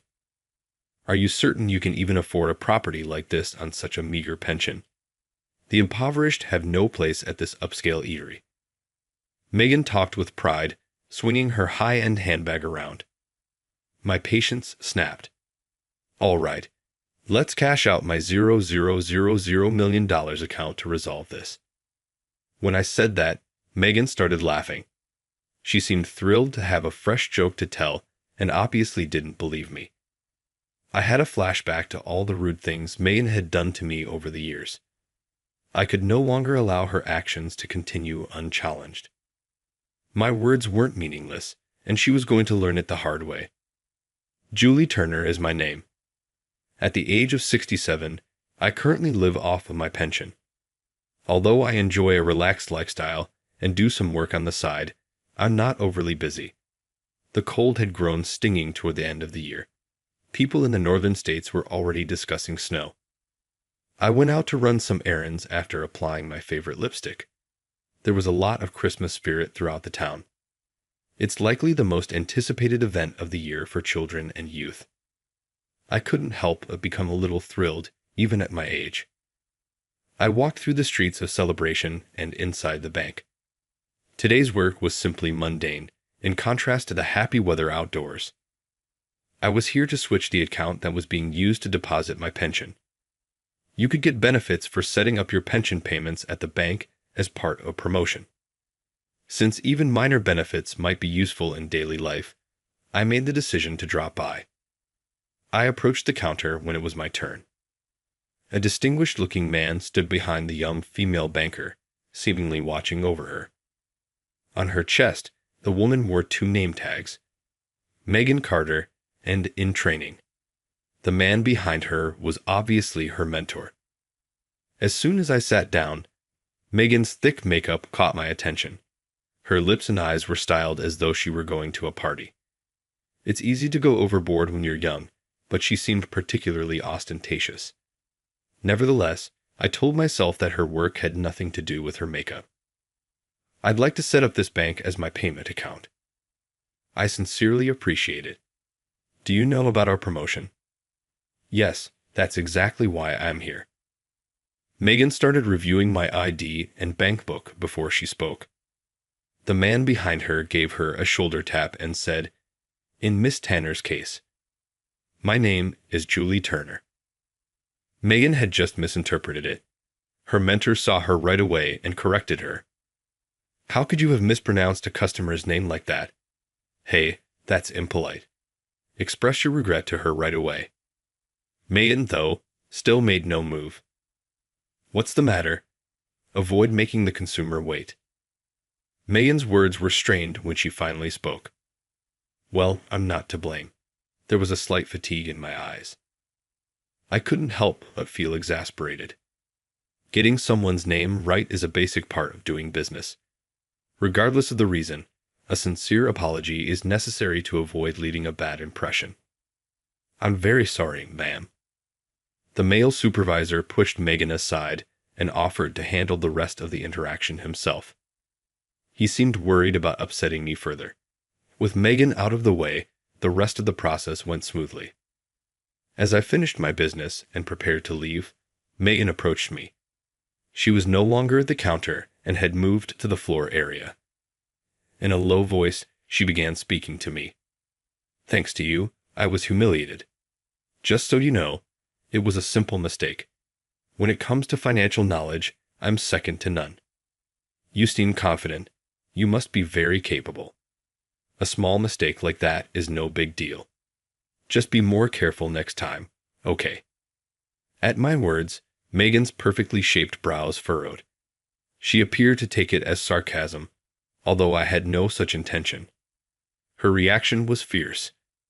"What's with that tone of yours? That man who stepped in for me earlier, that's my father, and he's the branch manager here. Normally, someone like you wouldn't even have the chance to talk to him." This caught me by surprise. I never expected that the polite and well-mannered branch manager would have a daughter with such an arrogant attitude. Judging by the fact that she was still in training, Megan must have started working recently and had little experience. Even taking her status as a newbie into account, her behavior was incredibly inappropriate. However, when I encounter people like this, I don't immediately get into confrontations. "I see. You must be proud to have such an accomplished father." "That's right. My family is on a completely different level from ordinary people like you. You're living off your pension and rushing to grab a promotion, right? It must be sad to not have money. We're wealthy, so I can't even imagine what that's like. And unlike you, I can manage transactions involving millions if I want to. Dealing with customers at the counter is such a drag. I understand. Well, good luck with your training. Megan furrowed her neatly groomed brows. It was almost as if she didn't realize how rude she had been. Mind your own business. I don't need a lecture from some old woman. Now, if you get it, hurry up and leave. I'm busy. Considering she had been the one to start the conversation, her claim to be busy seemed rather dubious. Perhaps she had been spoiled her whole life. My life experiences told me it would be wise to avoid getting too involved with someone like her. Even though being called an old woman upset me, I decided to let it go and leave quietly to avoid any trouble. But as they say, bad things come in waves. I would end up crossing paths with Megan again. The month after that unpleasant experience, I visited the bank to withdraw my pension. It was a busy day, with a long line of customers waiting in front of the ATMs. The counter seemed less crowded, so I decided to head there, only to find Megan handling the counter. This small-time stuff is such a waste of my talent. Last month it was the promotion, and now it's pension withdrawals. A capable person like me shouldn't be stuck with this kind of work. Let's get this over with already. It seems she wasn't being supervised today, so Megan was speaking her mind without restraint. I handed over my ash and passbook as Megan muttered complaints under her breath. As I tried to check the fine details in my passbook, my vision became blurry, so I placed my glasses on the counter to take a closer look.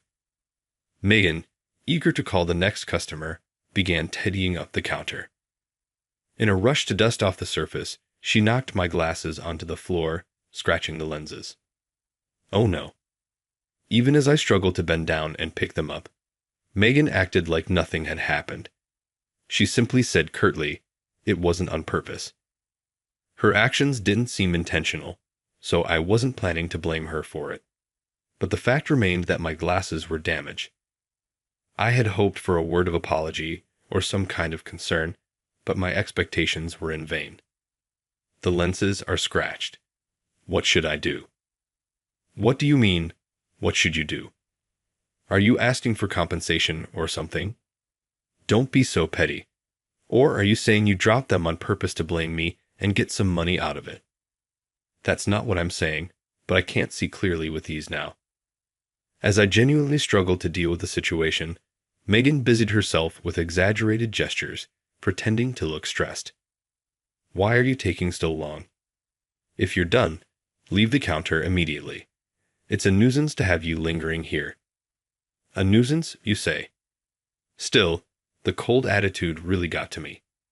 Even so, I couldn't help but keep inspecting the scratch on my glasses, holding them up to the light again and again.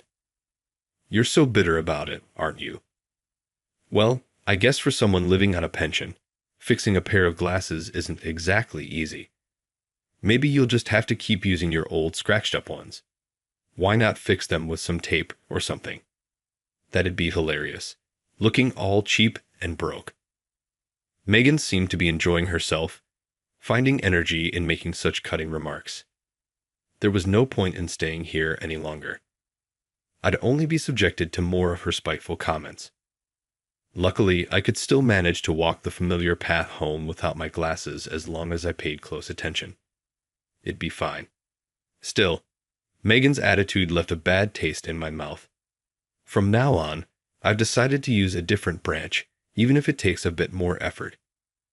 I made up my mind, stood up, and gave a perfunctory thank you before leaving the counter. I usually live a quiet life, but every now and then I indulge in a bit of luxury. On those days, I always find myself undecided about which shade of lipstick to wear. On one such day, toward the end of the year, on a Sunday, my daughter Michelle invited me out for lunch at an upscale restaurant.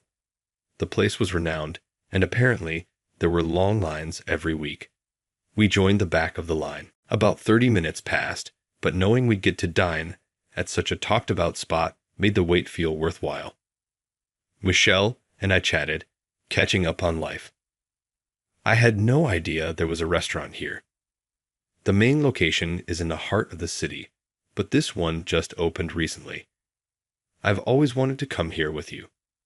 Suddenly, the line moved forward significantly, and we advanced several feet. It looked like we might get seated sooner than expected. Apparently, a large group had just left, and the people in line were being guided in smoothly. We quickly found ourselves near the front of the queue. At this rate, we might get a table sooner than we thought. Let's hope so. It's freezing out here. She pointed out that the spot we were standing in was right by the entrance, where a cold draft came through each time someone walked by. It wasn't a place we wanted to linger for too long. It's fine. It's just lunch, so it'll probably take about an hour, right? I'm sure a table will open up soon. You're right. The course here is supposed to take about that long. Just a little more to go, I guess. But after that, the line barely moved. It was frustrating to see people eating right in front of you and still not have your turn come up. When we asked the server, they told us it would only be a little longer, but there was no sign of any tables opening up. The staff approached a woman at one of the tables and asked her to free up the seat. She was probably a customer who had arrived quite a while ago. Apparently, even though her meal was finished, she was lingering at the table. Despite being asked several times to give up the spot due to the crowd, she didn't seem to care. Finally, after several attempts, the server insisted again, and the woman raised her voice. I'm a customer. You have no right to talk to me like that. Or should I post a review saying this place kicks out its customers? That haughty tone sounded familiar. Sure enough, it was Megan, the woman who works at the bank. Across from her sat another woman who seemed to be about the same age. The two of them appeared to be having a wonderful time chatting. I leaned over and whispered to Michelle. I know her. She once handled my account at the bank, but I wouldn't say it was a pleasant experience. Maybe she's just young and doesn't have much experience. Maiden's behavior couldn't be brushed off with such mild words, but explaining this to Michelle was easier said than done. I don't think it's just that. Anyway, running into her on my day off is just plain bad luck. I then began to recount to Michelle what had happened the other day. That's awful. She might come from a good family, but her personality is terrible. Look at her now, bossing around the staff. Michelle was also upset. In front of us, Megan's loud, aggressive voice echoed through the restaurant. For those around, it felt like the mood for a pleasant lunch had been completely ruined. In the end, it took 2 hours from when we first got in line before we were finally seated. Waiting in the cold near the entrance had left our hands and feet completely frozen. Megan and her companion had just finished chatting, paid their bill, and were on their way out. We crossed paths with them in front of the register. At that moment, Megan spoke up. Oh, you're finally getting your lunch? Sorry to keep you waiting, pinching Granny. What did you just say? It seemed Megan remembered my face. Still, her words were an appalling insult. The idea of respecting others, especially customers, seemed entirely absent from Megan's mind. Michelle stood beside me with a horrified look on her face. Oh, you didn't hear me? Maybe your hearing's going too. At your age, are you sure you can afford a place like this on your meager pension? This place is way too upscale for poor folks. Megan swung her designer handbag around proudly as she spoke. I felt my patience snap. Oh, fine then. Let's settle this by closing my $100 million account. For a moment, Megan stood dumbfounded, her mouth hanging open. Her bright red lips twisted into a smirk, and then a loud laugh filled the room. What did you say? $100 million? That's completely delusional. Your account barely had a few thousand in it last time I checked. Even if you're joking, you could at least come up with something more believable. I just can't understand how poor people think. Well, if you can't understand, that's fine. But talking about a customer's account balance, that's completely unprofessional. Tomorrow's Monday, right? I'll be at the bank to close my account. Sure, come by any time. Oh, this is hilarious. I've got such a great story to share now. Megan immediately started talking about me to the woman she was with. It's inappropriate to joke about work experiences in such a flippant way. Michelle and I watched as Megan walked out of the restaurant, laughing and looking pleased with herself. The next day at noon, I noticed numerous missed calls on my phone while I was out and about, touching up my makeup. I had been busy with errands earlier in the day and hadn't checked my phone. All the missed calls were from the bank, and the branch manager had even left a voicemail. Surprised by the sheer number of calls, my phone began ringing again. Hello. Oh, Miss Turner. I'm so glad I could reach you. This is Tom Carter, the branch manager. I've heard something rather concerning. Tom sounded extremely flustered, speaking in a hurried and awkward tone, as if out of breath. To calm the situation, I decided to respond in a measured tone. Something concerning, you say? Well, I'm actually on my way to your bank now. Should I take a number when I arrive, or would you prefer we talk at the counter? Oh, absolutely not. We will, of course, have a private room prepared for you. I'll be waiting for you at the entrance, so please come straight in. Is that so? I appreciate it. I apologize for the inconvenience. I wasn't sure what the matter was, but it seemed to be something very important. Since I was planning to visit the bank anyway to close my account, taking the time to listen wouldn't be an issue. I immediately headed to the bank. Near the automatic doors of the bank, I saw Tom, the branch manager, standing there. I've been expecting you. This way, please. He led me to a small room next to the counter. When I entered the room, Megan was already there. She was sitting in a chair with her legs crossed.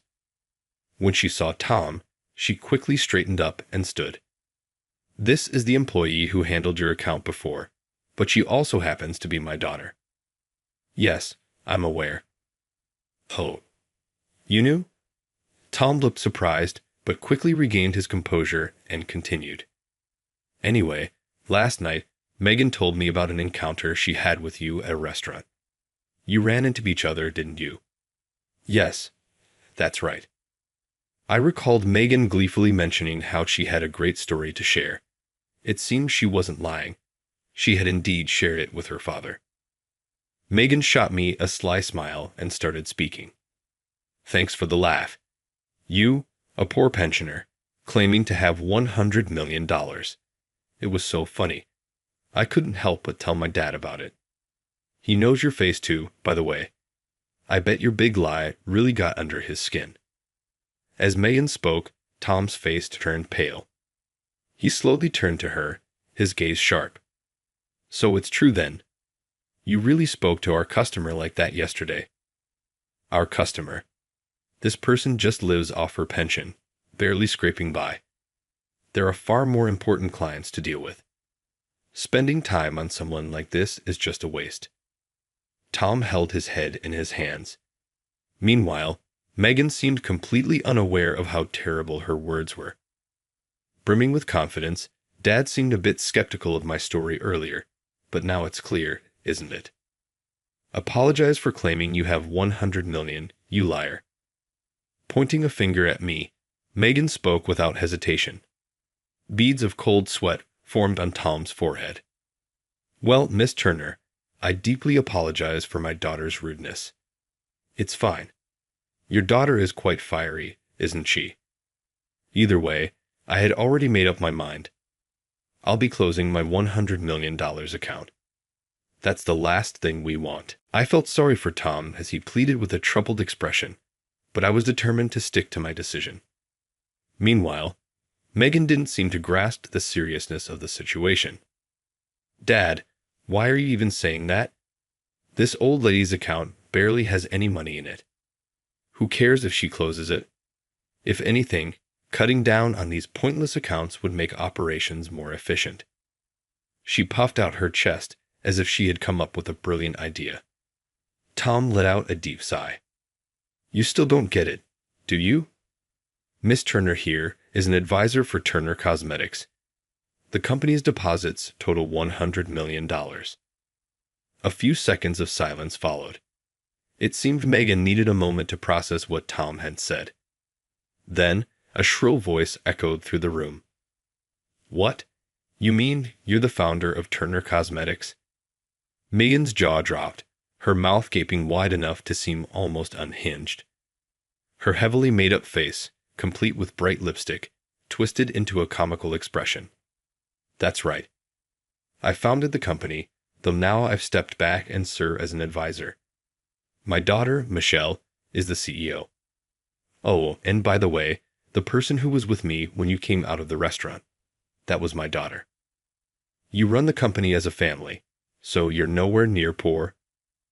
Megan, ever simplistic in her thinking, still seemed fixated only on my financial status. I usually spent my time at home and only occasionally offer advice to the company. This morning, I had a small meeting to attend. If it weren't for that, I would have been here first thing to close my account. This old woman is someone so important. Unbelievable. I mean, just look at her. She dresses plainly and lives on a pension. I'm not a fan of flaunting wealth. I especially dislike people who wave around designer goods like trophies, as you do. While I have income and assets, I prefer to leave them for my daughter and grandchildren. That's why I live as modestly as I can. Megan gritted her teeth, shaking her head repeatedly. She clearly couldn't comprehend my lifestyle. I've always felt something was off about your customer service. As a fellow business professional, I find your attitude intolerable. And more than that, I'm a customer. Why should I have to put up with such unpleasant experiences to do business here? There's a banker at another institution who's been providing excellent service and even reached out to me. I think it's time I move my assets there. Liar. I don't believe it. Someone like you, an advisor for that big company. Megan spat as she spoke, wiping her mouth. Her heavy makeup had smudged, with lipstick bleeding out in an unsightly way. Megan, enough. Learn your place. Your attitude is completely unacceptable. Fine. From now on, I'll be more careful with important people like this. That's not what I mean. It's unacceptable no matter who the person is. Discussing a customer's transactions or assets is strictly prohibited. And on top of that, you said incredibly offensive things. What were you thinking? As Tom reprimanded her harshly, I added my own words. Your Megan doesn't seem to understand basic decency. When she first got my name wrong, she refused to admit her mistake. The next time I dealt with her, she scratched my glasses and didn't even apologize. Anyone working in a professional role should know how to act appropriately in situations like these. It seems to me she's missing something fundamental. Tom stood up, got down on one knee, and deeply apologized. I'm utterly ashamed. I may have spoiled my daughter too much. I will sternly address this, so please, if you could find it in your heart to be lenient about this matter. I kept a stern expression and remained silent. After a pause, I spoke slowly. No, I will close my account. I've appreciated your help as the branch manager up until now, but I've decided to cut ties with your bank. A long silence followed. The quiet was finally broken by Megan. Come on, Dad, just forget it. She's just a stubborn old hag who won't listen no matter how much you apologize. We've got plenty of other good customers, don't we? Let's just move on and focus on them instead of wasting time on a complainer like this. What did you just say? Tom asked in a low voice, but it didn't seem to faze Megan. She didn't notice how tense Tom's expression had become. What? I'm just talking about being efficient. Sure, maybe I've made a few mistakes, but when it comes to finance, no one can beat me. With my skills, I can attract even better clients. Enough. Tom's voice boomed so loudly it echoed throughout the bank. I've had it with you. Your arrogance is beyond belief. Frankly, your so-called skills are nothing more than baseless delusions. To be honest, You wouldn't even be in your current position without my connections. That's not true. Other managers have said I'm talented. Tom crossed his arms and shook his head as if in disbelief. You've been favored because you're the branch manager's daughter. Though I do know you've made some effort along the way. That's why I hoped you'd grow into someone with genuine abilities. Fine. I'll dedicate myself to my work from now on. No. This time, it's unforgivable. You treat customers like they're nothing more than a source of money. I'm cutting ties with you as my daughter. Pack your things and leave the house. I want you out of my sight. It was a clear-cut declaration of disownment and effectively a termination of employment. For Megan, this meant losing both her support system and her job. Compared to her previous lifestyle, it would be a dramatic fall from grace. Even so, Tom seemed far from sad. I've always known you had a selfish streak. That's why I tried to teach you time and again, didn't I? Every time you did something inappropriate, I warned you and tried to correct you. But it seems all of that was pointless. If this continues, it will affect my work as well. As both a father and a boss, I can no longer take care of you. Wait, Dad. I am no longer your father. I never had a daughter to begin with. Now get out of here. That's so cruel. How can you say such a thing to your own daughter? I'm your precious family. I even got a job at the bank to follow in your footsteps. Megan began to cry, but Tom didn't waver. After a while, Megan seemed to realize that sulking wouldn't change anything. She slumped into a corner of the room, pouting. Her earlier tears now felt like shallow tricks.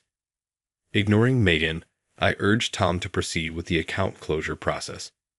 Once that was done, I left the room, seeing no reason to stay any longer. A week later, I had an important meeting and went to a prestigious salon with my daughter, Michelle, to meet a valued client. This salon was the most highly rated in the area and was known for attracting celebrities. As we observed the elegantly decorated interior, Michelle leaned over and whispered something to me. She's here. Following Michelle's gaze, I spotted Megan. I had already told her about the incidents at the restaurant and the bank the following day. It seemed Megan had left a lasting impression on her as well. Before long, Megan's piercing voice rang out. Don't you people understand the basics of customer service? I've been waiting forever. You could at least comp part of my bill, right? For every minute I've waited, knock $100 off. My time is worth that much. Even when the staff explained they couldn't offer a discount, Megan wouldn't back down. I could sense an aura of frustration radiating from Michelle as she watched the scene unfold. She seemed upset at the hypocrisy. After making so many people wait at the restaurant, Megan couldn't tolerate even a brief delay herself. Michelle strolled confidently toward Megan. Do you think you're some kind of princess? It's okay for you to make people wait, but you can't stand being kept waiting yourself. And then you demand compensation. That's incredibly entitled behavior. Megan turned sharply and glared at Michelle. And who do you think you are? I'm her daughter, Michelle said, gesturing toward me. At that moment, the color drained from Megan's face. I wished she would just leave, but instead, she approached me, almost clinging. Because of you, I've lost my home and my job. Please, it's not too late. Can you talk to my dad? If you say you've forgiven me and return the deposits, I think I can get my life back together. It seems you still don't understand that you're facing the consequences of your own actions. Now you're blaming me for your failures. By the way, how are you even affording a place like this after losing your job? It doesn't seem like you've adjusted your lifestyle. It seems she was frustrated by the fact that someone she once looked down on as poor was now questioning her lifestyle. Megan's cheeks were trembling slightly. Still, she was desperate enough to swallow her pride. Hey, meeting you here must be fate, right? Can't you just talk to Dad and calm him down? I'm afraid I can't help you. Besides, why don't you give up on getting your hair done here? Everyone in the salon is staring at you, and I doubt the stylist can concentrate. Megan glanced around the room. Sure enough, she was met with cold, disapproving looks from the staff and other customers. You seem to care a lot about your appearance, layering on all that makeup, but it's really not working for you. And as for your personality, it's a complete failure. You're far from a beautiful soul. That's cruel. What am I supposed to do? I've never been treated like this before. Crying isn't going to work on me. Maybe you should think about everything you've done up until now. Unless you truly reflect on your actions, I don't think you'll be getting another chance anytime soon. Megan, now crying at the entrance, was bordering on being a public nuisance. Even the stylist seemed to have had enough, repeatedly asking her to leave. Finally realizing she was completely isolated, Megan shot me a resentful glare before storming out. Not that I had any reason to be intimidated by someone like her. We returned to the salon, and both Michelle and I received heartfelt thanks from the staff. To this day, Tom, the branch manager, often visits my home. Half the time, he's trying to convince me to entrust my assets to his bank. The other half, he's apologizing for Megan's behavior. Tom occasionally updates me on Megan's current situation. Those updates make for perfect conversation material, and it almost always becomes the topic of discussion when I meet with Michelle. So, how is she doing? Megan. She was thrown out of her house with nothing but the clothes on her back and ended up joining a finance company. Really? Well, she always seemed confident about her financial knowledge, so that's good for her. Actually, she got hired immediately and landed a job with amazing benefits, or so she thought. The company she joined turned out to be a shady lender involved in illegal practices. Michelle exaggeratedly frowned. There wasn't a trace of sympathy in her expression. It seemed like poetic justice for all of Megan's past misdeeds. Eventually, Megan realized the company was crooked and tried to leave, but by then, she knew too much about their operations. Now, she's reportedly being pursued day and night by intimidating men. What a traumatic turn of events. I guess her arrogance and ignorance of the real world finally caught up with her. Exactly. Tom was right to cut ties. She clearly needed a serious wake-up call. For Megan, this must have been a nightmare. However, to us, it was nothing more than casual tea-time gossip. It was no different from a sensational story on a daytime talk show. After chatting about it for a while, Michelle and I moved on to other topics, and this story would eventually fade from memory. In the end, I formally declined Tom's request and transferred the company's assets to another bank. I also moved my pension account, severing all ties with his institution. These days, I live a quiet life, focusing on leaving as much of my wealth as possible to Michelle and my grandchildren. One of my simple pleasures is buying lipstick. I have a dedicated stand in front of the mirror at home, showcasing a collection of every shade imaginable. For me, makeup is a way to boost my spirits. Just one swipe of lipstick can transform my mood. Cosmetics quite literally add color to everyday life. I have never forgotten that sentiment throughout my career managing the company.